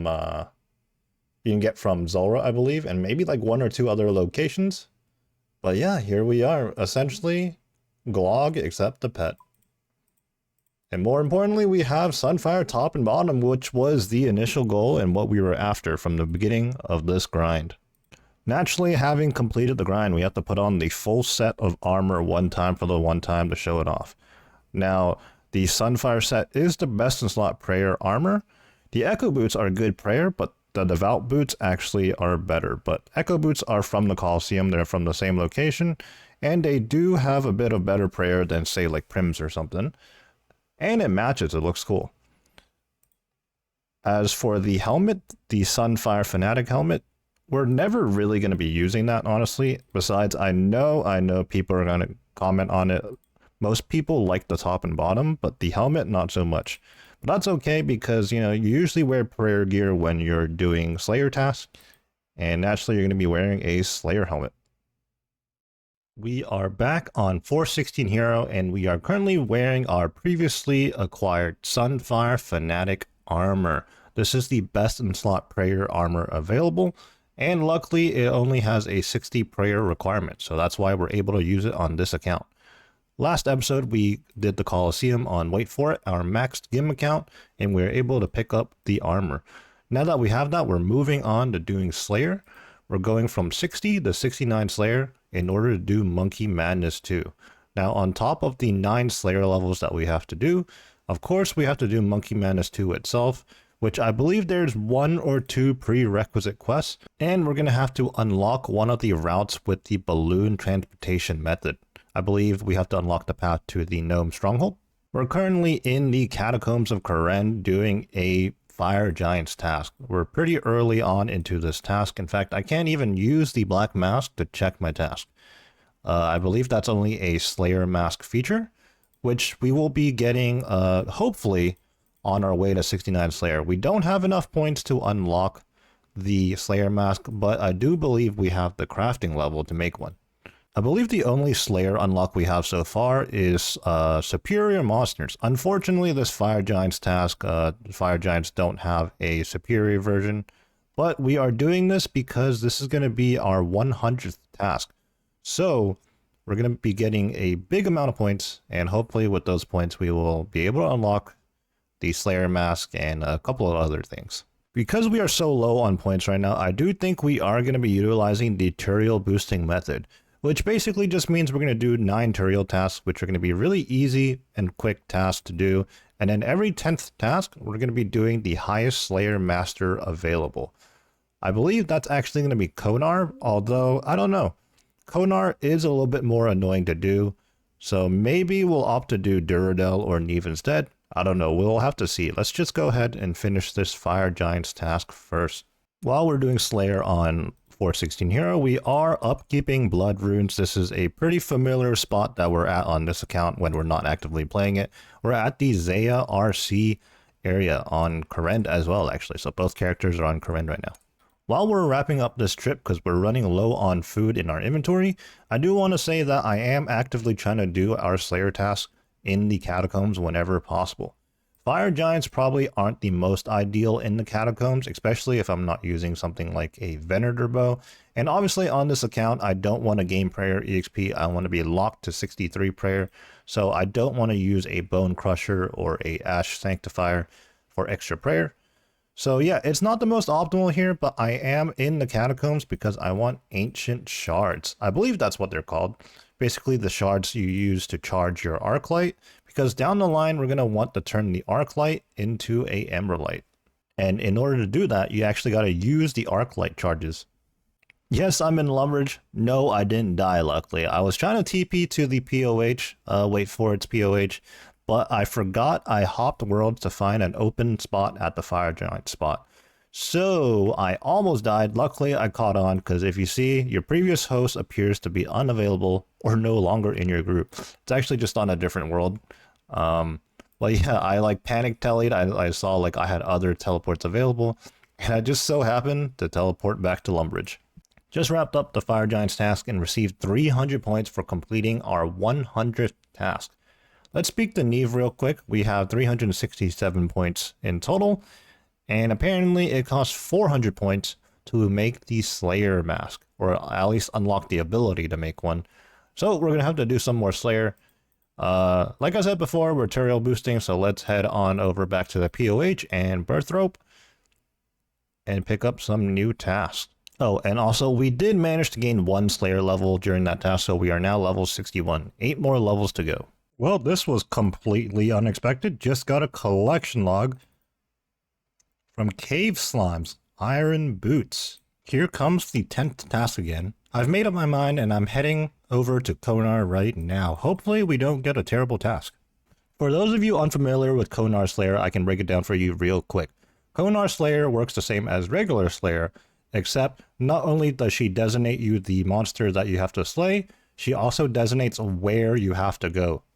Konar Slayer can be great because the mobs that she assigns, they have a chance in dropping a Brimstone key. With those keys, you can unlock this Brimstone chest and get some loot. As you can see, we've opened this Brimstone chest 0 times.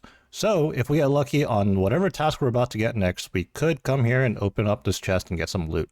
With that being said, let's get our next task from Konar. We get 164 Hellhounds in the Karom Slayer dungeon, which is actually down this elevator over there. Now this is an example, a good example of a task that's not very good. For one thing, people should avoid Hellhounds altogether, unless they are going after hard clues or doing Cerberus with level 93 Slayer, I believe? 91 for Cerberus. However, even if you were going after Cerberus, you wouldn't want to pick up this task from Konar, because in order to do this Hellhounds task, we have to do it here in this Slayer dungeon underneath Karom. Karom? You know, this location where Konar is.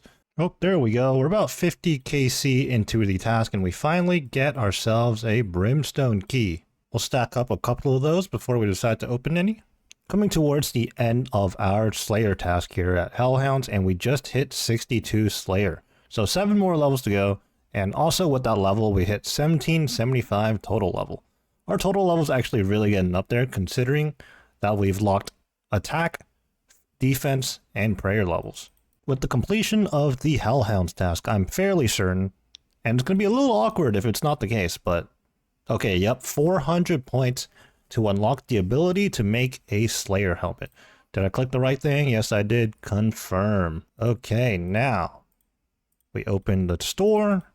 I believe we already have earmuffs, but we're going to get the spiny helmet, the nose peg, face mask. We might have one of those, I'm not sure.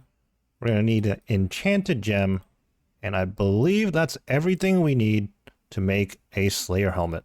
Moment of truth, let's use the earmuffs on our black mask, and there we have it, a Slayer helmet that is also imbued. One of the tutorial tasks we picked up was a rat task, so here we are geared up outside Scurious. I figured we'd come back here because last time we were here, we were working on combat achievements, and we got most of the combat achievements done except one of them, being killing Scurious with a Ratbane weapon, which you can only get from Scurious itself.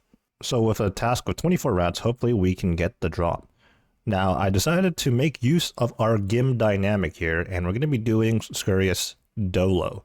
We have our maxed account, wait for it here, geared up in Torva, Echo Boots for extra prayer, and let me switch to POV real quick. We are actually on the Lunar Spellbook. We're going to be utilizing pot share for the combat pots and the prayer pots. I hopped in here, I pre-potted the super combat, and before you know it, I barely even recorded this, we are 1 KC in already. Despite Scurious being an early game boss, it actually has a fair amount of mechanics. This is because they introduced the boss with the intention of teaching new or early game players boss mechanics to prepare for future bosses that might be harder. So with that being said, I am taking a fair bit of amount of damage here. It's kind of hard to manage 2 accounts at once. So I think the strategy here is I'm going to let my maxed account tank damage, and I'm going to try to avoid the mechanics a bit more on 416 Hero.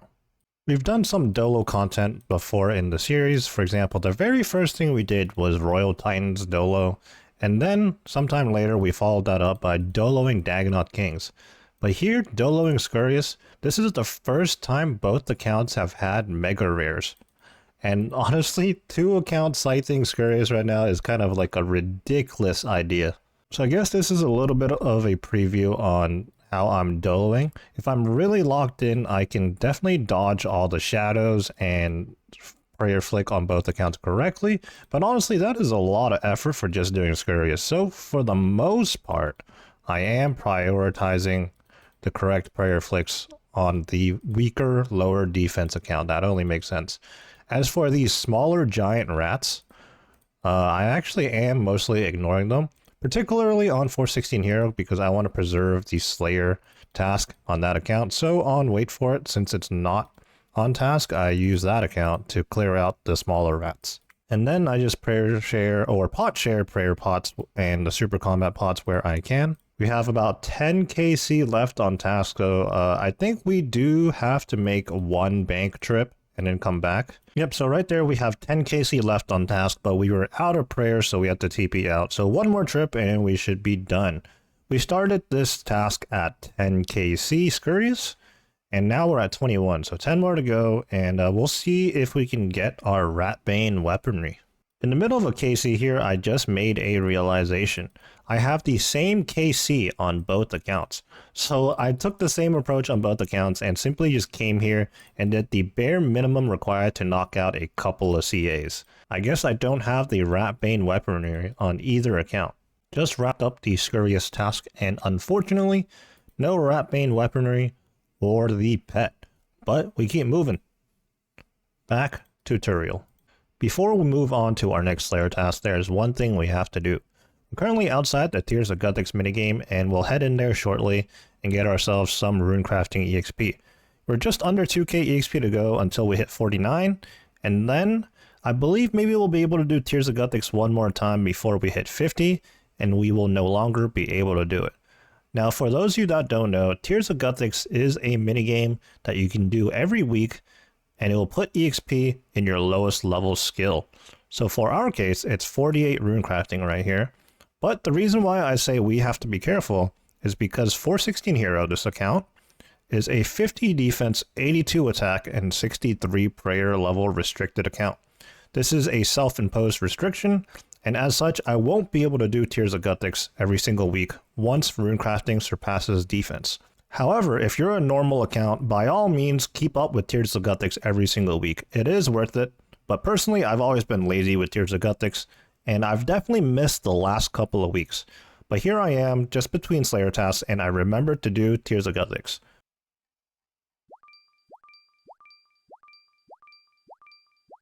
Wow, we actually got a new Tears of Guthix PB. 10,800 runecrafting EXP. That puts us at 49 runecrafting with just 708 to go. I think just to play it absolutely safe, I'm no longer going to do Tears of Guthix. I'm sure I'm going to pick up this runecrafting EXP sometime in the future and get us to 50, and I don't want to risk forgetting about this and then leveling up defense by accident. Now that we have Tears of Guthix wrapped up, we can resume Slayer. We still got 7 more levels to go, going from 62 to 69 for Monkey Madness 2. But I think we are going to skip ahead here, because honestly, early to mid-game Slayer doesn't involve too many interesting things in my opinion. The only notable thing along the way is probably going to be 65 Slayer unlocking Dust Devils.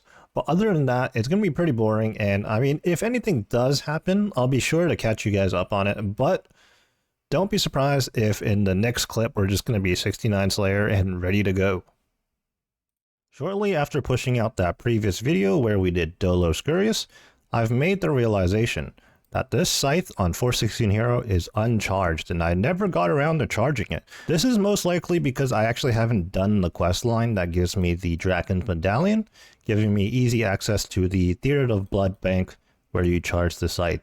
So if I want to charge it right now, I have to make quite a bit of a run to get over there. Anyways, I'm using it on the Greater Demons task right now, and I'm leaving it uncharged. This is because I wouldn't be using a charged scythe on Greater Demons anyways. I'd be using something like a Blade of Saildor. Running it through the DPS calcs, comparing it from the Blade to the Fang, and even the dualies, the Blood Moon dualies, an uncharged scythe is actually best in slot out of those 4 options on Greater Demons here.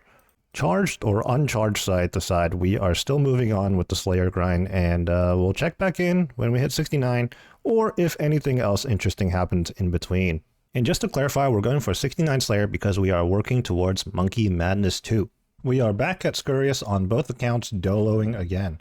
I think anytime I get a rat task while tutorial boosting, I'm going to try and make my way over here to Scurious and get some KCs in. And we get the Scurious Spine on, wait for it, on KC 29. Now, I said before in the previous video, both accounts actually have the same amount of Scurious KCs, so interesting to see that Wait For It has got the first spine, and hopefully 416 Hero will have one soon.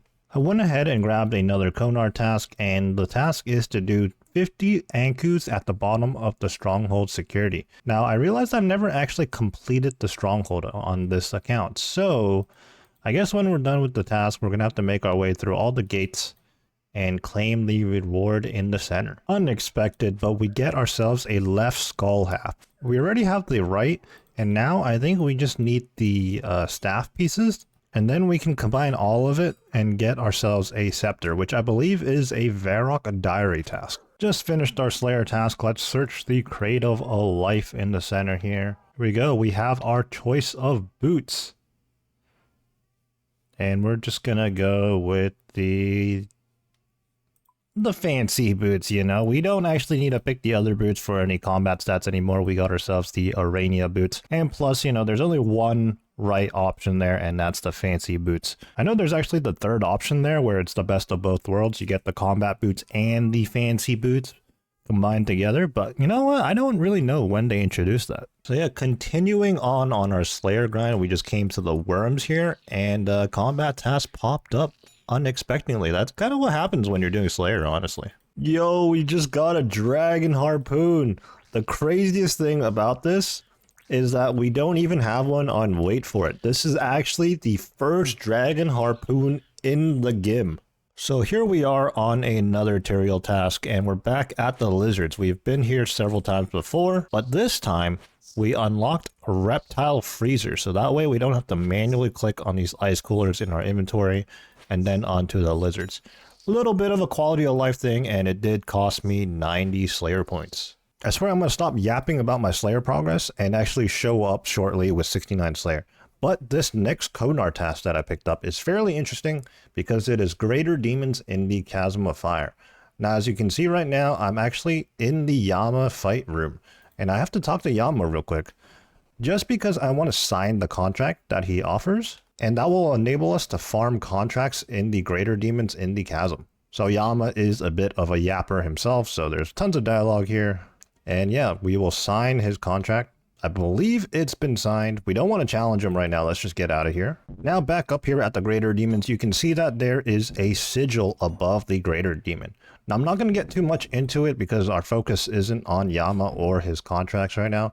But basically, different sigils means you'll want to farm the Greater Demons with different attack styles, be it magic, range, melee, two-hand melee weapons, special attacks, yada yada yada.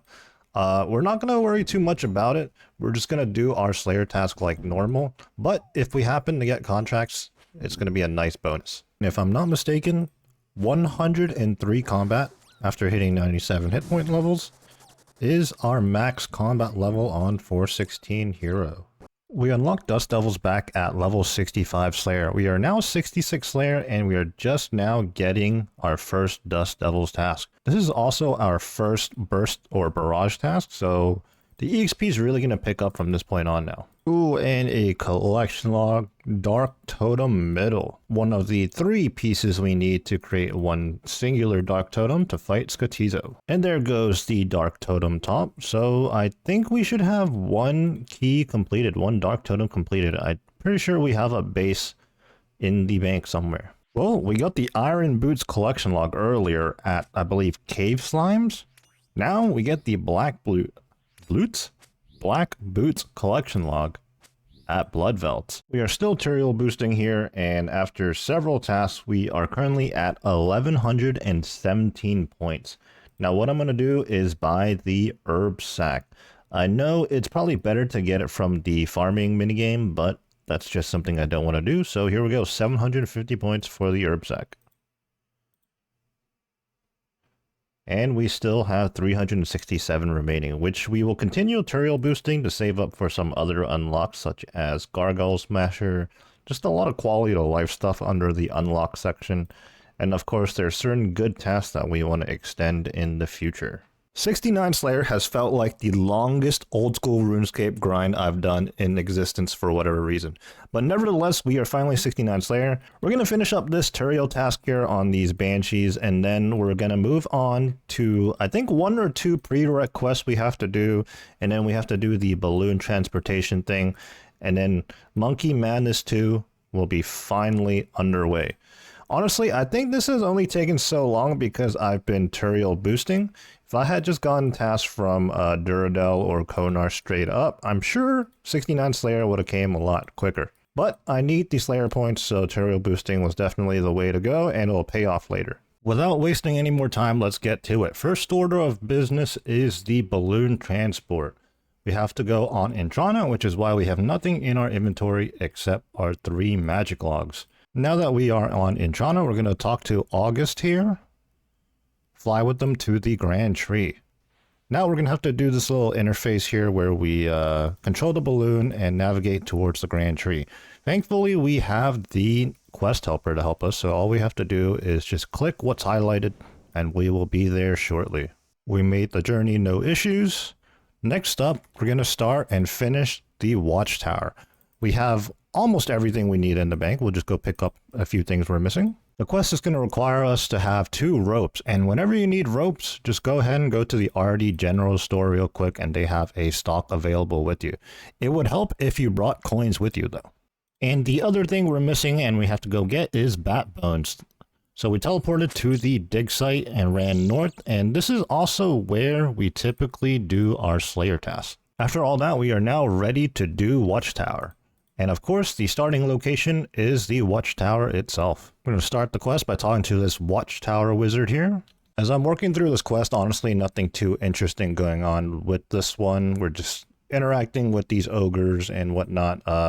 We'll just tune in when we're done with Watchtower, and then we can finally get to what we're all here for, and that's Monkey Madness 2. And that is Watchtower completed. We get 15k magic XP, a whopping 5,000 coins, and the Watchtower teleport spell, which I guess could come in handy if we want to try to get to Yanil quickly.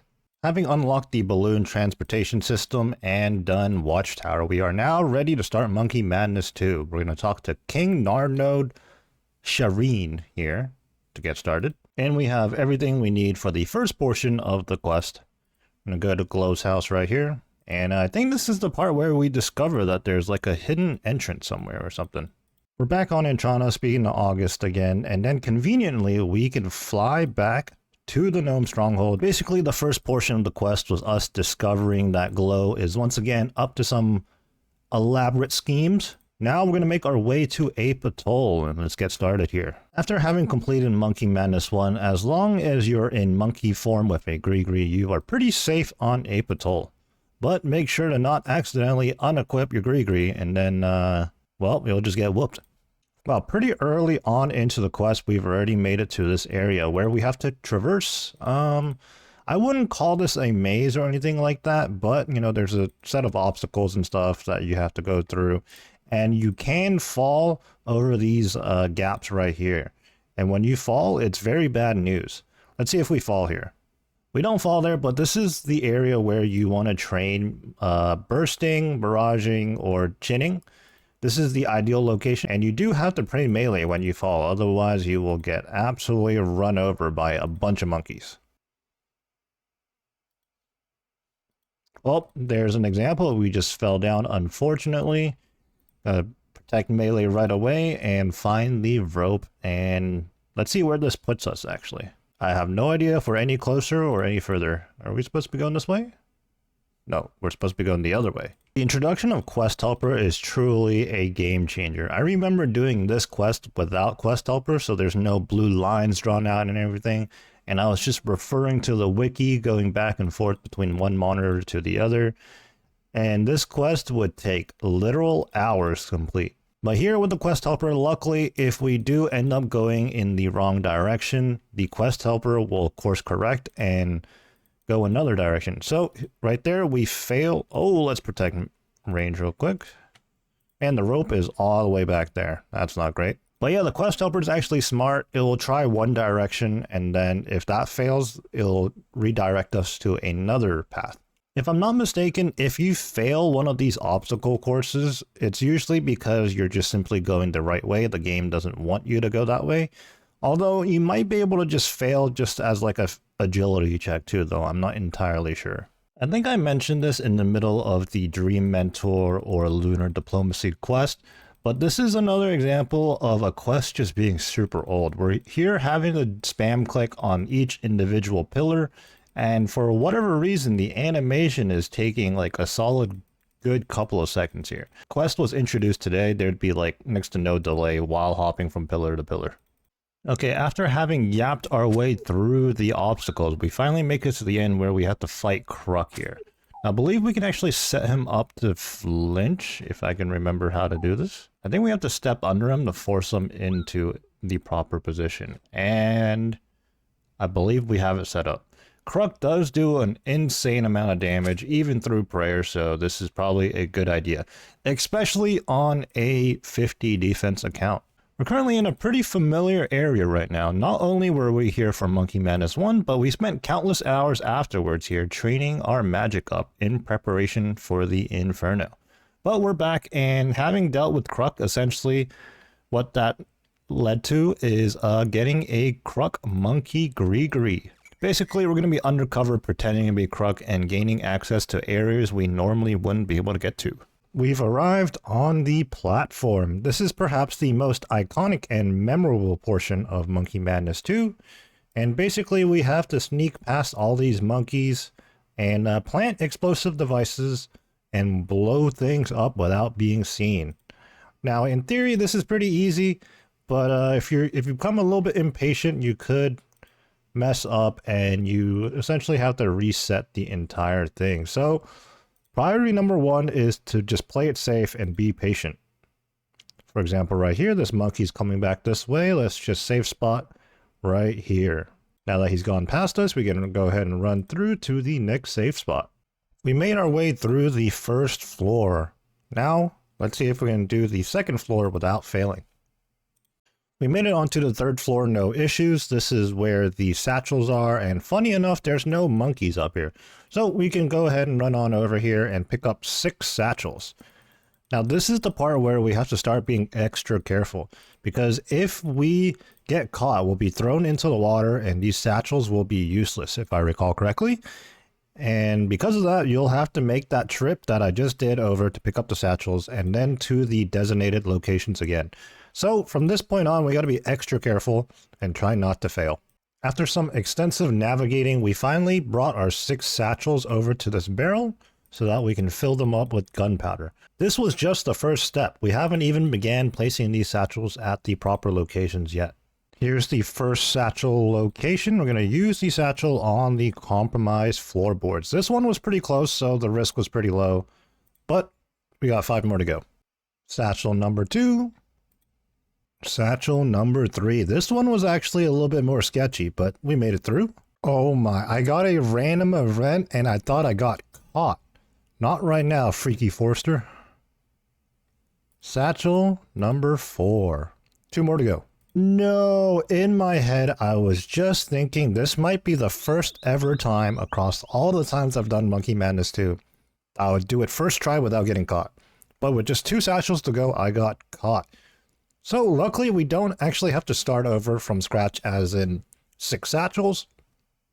But we made it through 4, so there's 2 remaining. We're going to have to fill these satchels up with gunpowder again. And so it begins, you know, right after that last clip, I was like, all right, let's get going. And I just walked straight into a monkey guard. I mean, if you really think about it, it's either all or nothing, right? Makes no difference if you fail once or twice, but it does make a difference if you fail no times versus 1 time. Just like that, we made it back to the barrel. Let's fill out these 2 satchels real quick. I was just saying in the clan chat, honestly, this portion of Monkey Madness 2 is not as bad as I remember it being. Satchel number 5.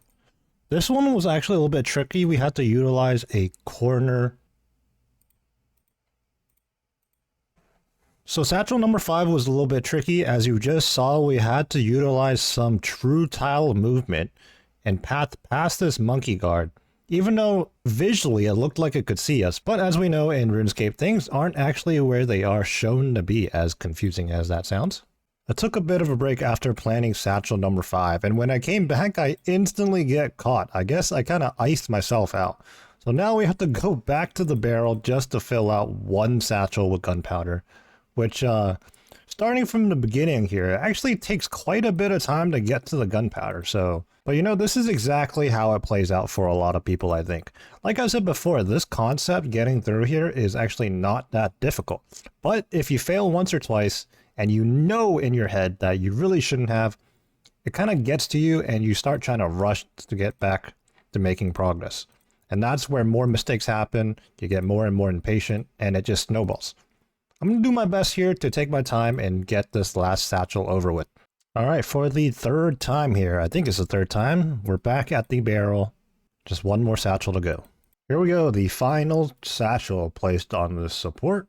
And now it's emphasizing that we shouldn't teleport away. We have to leave the boat, or the platform via the boat. Oh, and I guess here it doesn't matter if you do get caught, since all of them are placed already. In fact, it's probably quicker to get caught on purpose. Here we are. Let's get off the boat. And honestly, a little bit anticlimactic. Imagine if they made a cutscene where you could see things exploding in the background, but I guess not. Moving on to the next portion of the quest. This is our first time seeing these demonic gorillas. And this part of the quest is actually pretty interesting. You get to control them. Basically, we're bullying these tortured gorillas back into their cages because they broke out over there. I did spacebar through the cutscene there as per usual when I'm questing, but Glow said something along the lines of these demonic gorillas being aggressive. Now I bring this up because at some point they made a change at demonic gorillas after completion of Monkey Madness 2 to where the demonics are no longer aggressive. I get that this was a quality of life change because it would be pretty annoying whenever demonics would tag you across the room while you're trying to fight another one, but I guess in the lore it doesn't make any sense. Basically, after snooping around on Ape Atoll, we discover that Glow is launching a invasion. So we're now back at the Gnome Stronghold talking to the king to notify him of such things. Here we speak to Neve and recruit her for her help against the demonic gorillas. So we brought Neve along with us. She's kind of just trailing in the back now, and we're clearing out the Gnome Stronghold of these tortured gorillas. And actually, she's of no help right now. I'm just 1v1ing this gorilla. Even now, she's literally standing next to me. If she could just, you know, like poke it one time with that Zami Hosta real quick, that'd be great. Actually, is that a Zami Hosta? I don't even know. She's just watching me do all the work. She's got better gear than me. That's an Ellie in Bandos. I can't even wear Bandos. We've cleared out all the tortured gorillas spread out around the Gnome Stronghold. Now we're heading into the caverns. So I guess this is the portion of the quest where Neve finally decides to do something. Oh my god. Okay, dealing with two of them is kind of annoying. Let's see if we can drag this one out. Oh, we got a combat task out of that. But now we're down to one, and we should be able to deal with this one pretty cleanly. Well, with the two demonics dealt with, we now have one final fight against Glow himself. Although right now we are low on health, low on prayer, and have nothing in our inventory to work with, so we're going to have to TP out as soon as we can. But before that, we have to witness a tragedy. Just like that, down goes Neve. We've re-geared and we're ready to fight Glow. From my understanding, Glow has 3 phases, and the first 2 phases are really easy because you can save spot just like this. Now between phases, he'll run into the following room. As seen right now, phase 1 is over. He breaks through to room number 2, and we can do the same strategy for room number 2. Okay, couldn't quite figure out the safe spot for phase 2, but moving on to phase 3. We might have to TP out. I don't know if we're going to survive this otherwise, but we'll see. So for phase 3, it's a little bit different. You want to keep your distance and pray mage. And he'll do this animation where he brings you closer and closer. Each time you just want to step back and attack. Oh, you know what? Let's TP out. You know, we're not a hardcore, but I'm going to save myself the trouble. We're making our way back, and I guess the question is, are we going to have to do the complete fight over again, or is it going to be the final phase? Seems like we have to start from the beginning, which is unfortunate. Just a few more hits and Glow should be going down. Honestly, this is not a very interesting boss fight, but it's an iconic quest nonetheless. And down goes Glow. Well, we wrap up the quest the same way we started it, by talking to King Narnode Shireen. Now, Monkey Madness 2 obviously unlocks demonics for Zenyte Jewelry, but it will also give us huge amounts of EXP, which we will see in a second. Here we are, 4 quest points, 80,000 Slayer EXP, 60,000 Agility, 50,000 Thieving, and 50,000 Hunter EXP. That's definitely going to gain us a couple of levels. Oh, and I actually forgot about this, but we get the Royal Seed Pod, which is very useful as a one-click teleport in the wilderness. So we go from 69 to 70 Slayer, and honestly, I was expecting some other levels, I'm not going to lie, but I guess not. We recently grinded out 69 Slayer and started and completed Monkey Madness 2, enabling us to start farming some demonic gorillas for the coveted Zenite jewelry, such as the Necklace of Anguish, Tormented Bracelet, Ring of Suffering, and the Amulet of Torture. Now, before we start doing that, though, and doing more Slayer, picking up not greater demon stats, but black demon stats, there's one more quest we have to do, and that is while Guthix sleeps. Now, I kind of let it slip of the tongue just there, greater demons, but we want to do while Guthix sleeps so that we can start hunting down tormented demons as well. So when we do Slayer, if we get a greater demons task, we can go to tormented demons, and likewise, if we get a black demons task, we can hunt down some demonic gorillas. Tormented demons are going to drop us some goodies as well. For one thing, burning claws are a very good replacement for dragon claws if you don't have those already, and in fact, in some instances, burning claws are actually better than dragon claws. And of course, there's also the upgrade to the arc light, as we are interrupted by the mysterious old man. But yeah, there is the upgrade to the arc light, turning it into the ember light. And with the release of Yama, the purging staff is very relevant as well. And the scorching bow can be good for things like Zami. So there's our motivation for doing while Guthix sleeps. Let's go ahead and get started here. I just noticed that I'm in a bit of an awkward gear setup situation here. I have a graceful hood on, but oh well. I remember when this quest first came out and I started doing it on wait for it, it actually snuck up on me. This right here, this little fight that's about to happen. It is certainly a way to start the quest. So you want to be protecting range here, but as soon as the special attack happens, which I can't really see right now. Oh, right here. He throws out a dragon dagger spec on you. So right there, we actually just tanked that special attack, but luckily we lived. But yeah, if you're not careful, you could just get KO'd right then and there at the start of the quest. So as soon as the arrow hits, you switch to prey melee because he appears out of thin air and dragon dagger specs you. After surviving that first encounter, we make our way over to the Khazard fight arena. We're going to speak to the launderer over here. Now, is this guy literally a launderer? It looks like he is. If I'm not mistaken, while Guthix sleeps is a Grandmaster quest, so it's going to be sending us around Gillinor quite a bit. So right now we're here in the Feldup Hills area. We're going to speak to this hunting expert, which is actually also where you get the hunting level 99 kit. This quest does have a level 62 hunter requirement, and I guess this is the reason why. We got to set up this trap here. There's a guy, probably not a guy to be honest. Unfortunately, it looks like a bot to me. I'm going to use the Mortmire fungus on this pit trap. Oh yeah, this is the part where we get a, I don't know, how do you pronounce this? Brove? What? I literally don't even know what this is. Is this a real animal? But we're going to sit here and wait until one takes the bait. There it is. Come on down. We actually get to keep one as a pet after we finish this quest. I'm going to be honest, I have no idea what purpose this animal serves in this quest. For this next portion of the quest, we're going to have to do some puzzle solving, and there's some requirements with different runes being applied to this old battered door. Unfortunately, this inventory full of Karam ones we have on us, we're going to have to drop to make room. And there is some kind of thing with the weight you have on you. Ah, yes, using a key and a bookcase with some kind of hidden mechanic cliche. Yep. Hidden room behind a painting. Wow, another cliche. So this is the portion of the quest I mentioned earlier about the weights. We gotta put a certain weight on this statue. We got up out of that secret area. We're gonna hit the bank real quick. We have to pick up a few things here, that being the lantern lens, a seed nibbler, and we already have some coins on us. We're making our way back over to Taverley. Little bit of action up here in McGruber's Woods.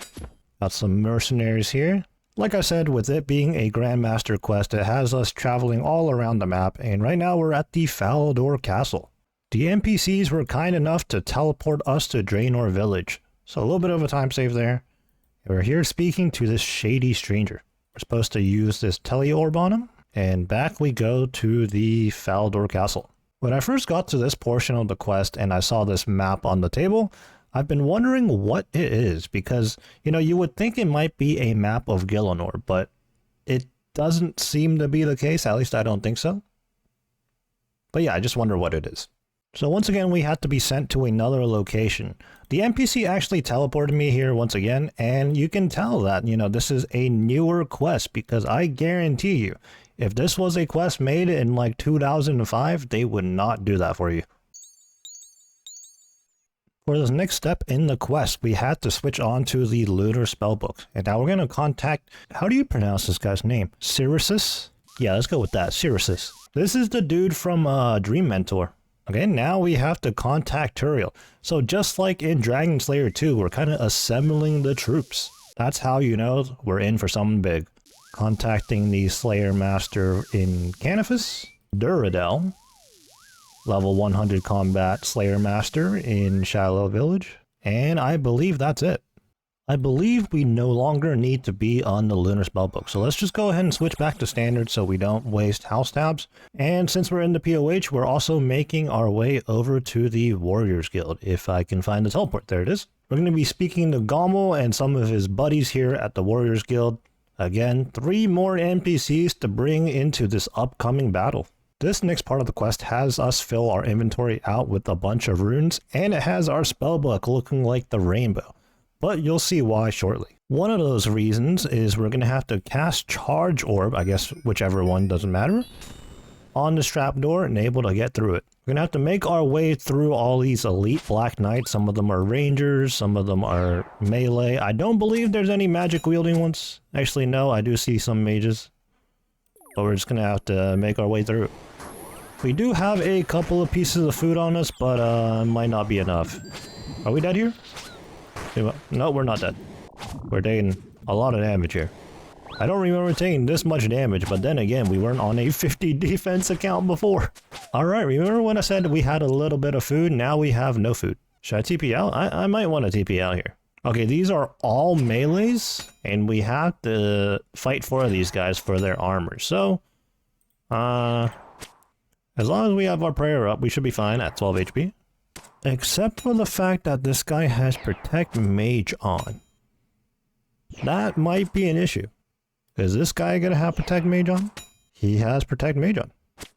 You know, I was not aware of this. I'm gonna have to bring another attack style.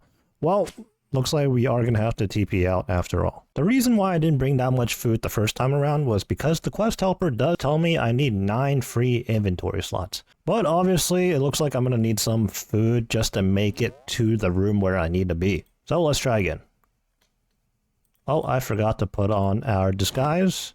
Yeah, surely by slapping on a bronze med helmet and an iron chain body, they won't notice the fact that I have a Tumican Shadow or Blue Moon Tassets. Yep, nothing out of the ordinary there. Okay, seems like in making it through one time, we can now take this door as a shortcut. Yep, and we make it to the end here. Okay, now we're back here, and this guy has Protect Mage on, but we brought our Blade of Saildor. One of the interesting things about the Moon's gear is that all 3 types of Moon's armor gives you melee strength. We just got our first piece of armor off of the previous Dark Warrior. Let's put it on real quick. Looks pretty cool in my opinion, and it is actually of equal prayer value as Proselyte, if I remember correctly. For us, it doesn't matter because we did go ahead to the Colosseum and get the Sunfire gear. But back on Wait For It, when I first did this quest, I did think the Elite Black Plate Body was really cool looking. There it is, the full Elite Black Knight set. Looks pretty cool in my opinion. Although you'd never realistically wear the helmet as you'd be wearing... Oh my... Yo, chill guys, it's me, chill. It's kind of funny because I put on the armor right away after slaughtering a bunch of them and they instantly stopped attacking me. But I guess once I took off the helmet again, they're like, wait a second. But yeah, it's a bit of a shame because as with prayer gear, you're never really going to wear the helmet because you're more than likely going to be wearing a Slayer mask. As some of you may know, I'm not a huge fan of questing, but while Guthix Sleeps is one of the quests that I did thoroughly enjoy. It helps that the Elite Black Knight set right here that I have on is pretty cool, as well as the Dark Squall robe set. I think this set looks pretty cool as well. In a second here, we're going to climb up this ladder next to us, and we're going to fight some dude named Surok. And this boss fight is going to be the reason why our spellbook looks like the rainbow. In a second here, we're going to climb up this ladder just behind us, and we're going to be engaging in a boss fight with some dude named Surok. Now, this fight is pretty interesting, and it's the reason why our spellbook looks like the rainbow. So he's going to cast 4 different elemental spells, and we're going to have to use the opposite element to counteract those spells. So, for example, if he casts a fire wave, we're going to have to use water wave. And then periodically he'll send out these minions, these henchmen, whatever you want to call them. One of them you have to cast Weaken on, and the other one you have to cast Bind on. So there's a lot of things at play here, and it's a pretty interesting fight, probably one of my favorite parts of the quest. But I'm going to stop yapping here, and let's just get into the fight. Well, I guess first of all we have to put on the armor, the mage armors, and let's get into it. Now, I have a shadow, and powered staves don't work, but I'm just using it for the magic bonuses. We're not exactly hitting here. So right there is a air spell, and I misclicked, and I took a bunch of damage. So let's just try to catch the next one. We do have some Karam ones with us. Now, why are we not doing any damage with Fire Wave, huh? Okay, so right here, my strength is yours. What does he say, though? He didn't say anything. Oh, well, that's not good. Okay, so this is something I didn't explain, but this is an explosive thing. We have to telegrab it. And then, well, that was clearly not what you were supposed to do. I just know we have to telegrab it, but what else are we supposed to do there? Oh, we have to alch it. I see. I might have missed a step there. Things are not looking good right now. We might have to reset this fight. Okay, so right there is an earth spell. We're gonna have to use an air spell on it. Well, we are taking a lot of chip damage here, which is unfortunate. The good old-fashioned chip damage. And we're probably dead. Let's go ahead and TP out of here. Although I hit teleport spells. Okay, not a great first showing. Alright, we're going to make an adjustment here. Instead of using the shadow for the magic attack bonuses, we're going to go ahead and put on a ancient staff and our mage's book. The mage's book is going to give us the magic damage percentage, and the ancient staff is going to enable us to auto-cast Fire Wave. So that way we have something that we can consistently attack the boss with. Okay, here we go. Back up the ladder and let's try again. So if it's a strong henchman, we're supposed to weaken it. If it's an agile one, we're supposed to bind it. So this guy mentioned something about strength. So, oh, they actually have a name. You know, now I feel pretty stupid. All right, it'll help if I just right-click them, you know, and read.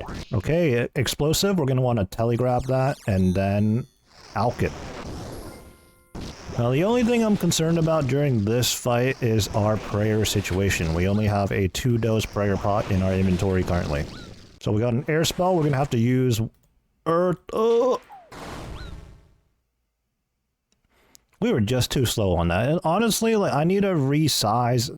And that was the reason why I had the teleports on hidden in the spellbook, because there was just too many icons and I wasn't familiar with the location of the spells. Okay, surely we're going to handle it this time around. Let's swap into the gear and climb up the ladder. Please? Hello? I can't do it while I'm under attack? Okay, that doesn't make any sense. I can't climb up the ladder if I'm in the Elite Black Knight armor, but the moment I switch it off, I get attacked. Alright, quickly. Okay. Now that is pretty troll. Here we go.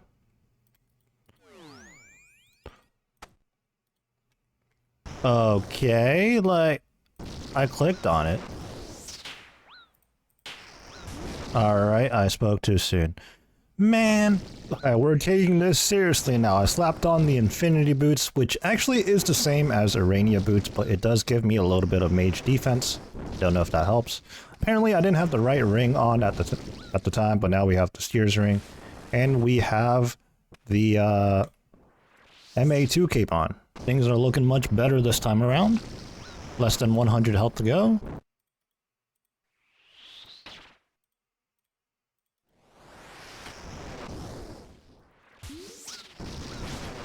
Couple more hits here.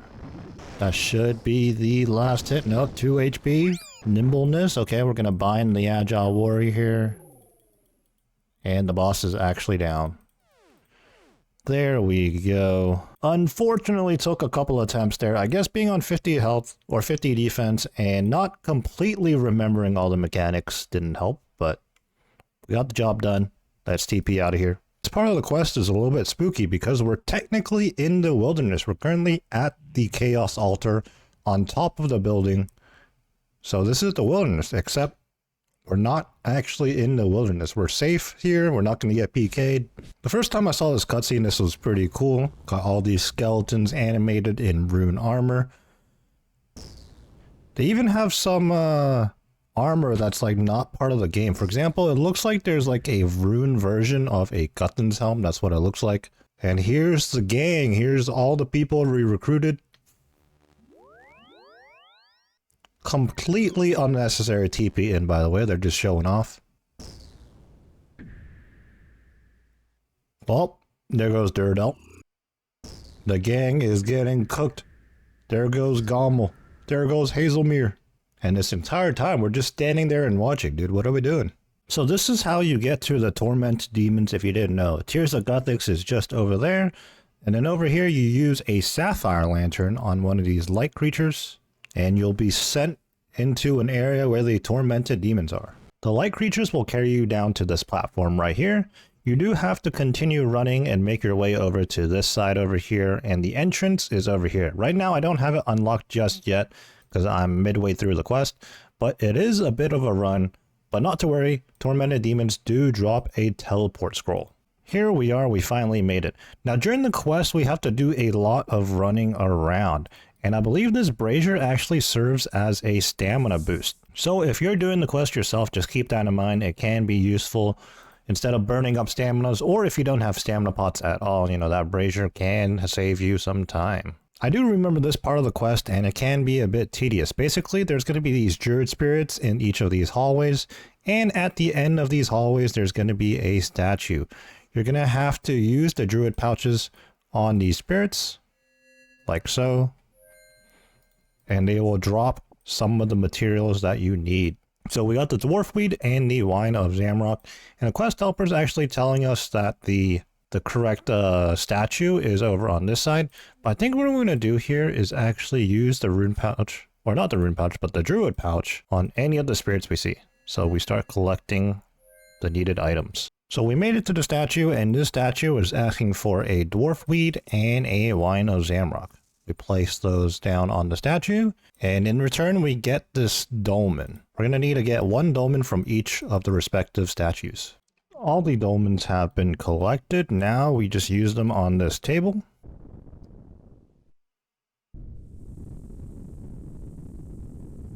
Basically, we just opened a giant doorway with all those dolmens. Before we head down there though, I'm going to take this opportunity to TP out and gear up properly. We're going to be in for a fight. We're here fighting the Balanced Elemental. This fight is actually pretty interesting. He attacks in 3 different attack styles: the mage, range, and melee. So right here, orange-yellow color is range, so we want to protect from range. The white one is going to be melee attacks, and then the blue one is going to be magic attacks. Also, it does have overhead, so right now we can't use magic on it. Here it's switching to magic, so let's get Prey Mage on. And if you do get an attack wrong, it drains all your prayers, so it's pretty punishing. We do have to pay attention. We're gonna try the Eclipse Atlatl here. Seems to be pretty good, actually. We don't use these enough, honestly. Okay, let's just dive into some of our brews here and save up. And the most punishing thing, or the most difficult thing about this, is his attack speed speeds up. So as you can see right now, he's attacking like crazy. And I'm gonna be honest here, I think we might have to TP out. Because it's, I'm like yapping and not focusing enough on the fight. There goes our prayer again. Yeah, we're gonna TP out. Oh god. Oh. Or, you know, I mean, this is one way to TP out, I guess. Trying to explain the fight while doing the fight was definitely a mistake. So let's just collect our gear here, re-gear up, and then we'll focus in and actually do the boss.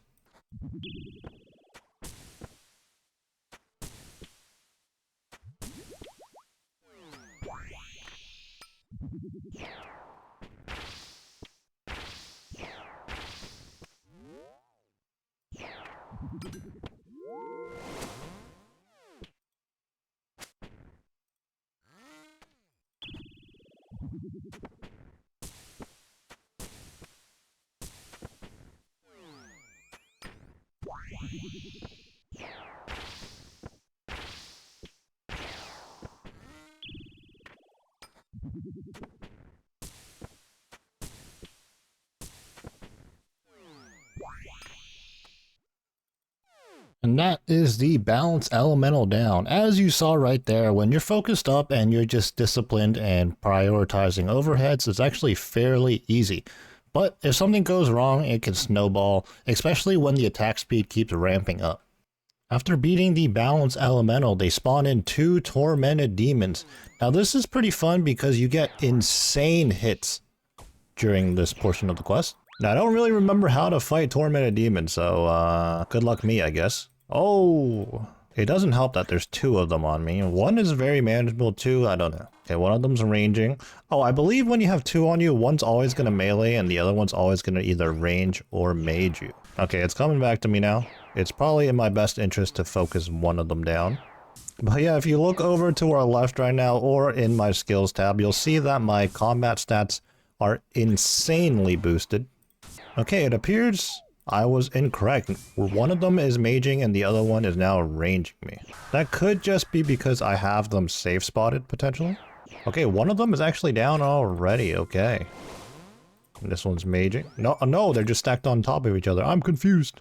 I'm so confused. How are they just stacked on top of each other like that? Can I destack them? I can't see what's going on, you know? There we go. Alright, one is down. Where is this one going? He's running away. There we go. That was a little bit rough, but we got the job done. Teleport us back to Falador and let's close this quest out. Took a little bit longer than expected, but it is a Grandmaster quest after all.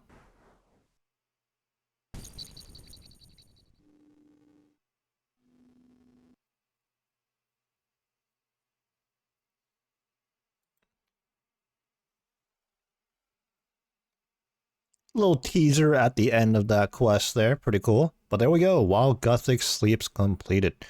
That is 5 quest points, access to the Tormented Demons area, very nice.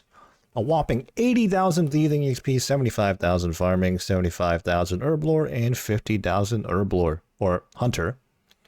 Our quest points are getting up there. 76 thieving, 71 herblore. Don't really care about super defense mixes. 81 hunter. But most importantly, we can now start farming some tormented demons.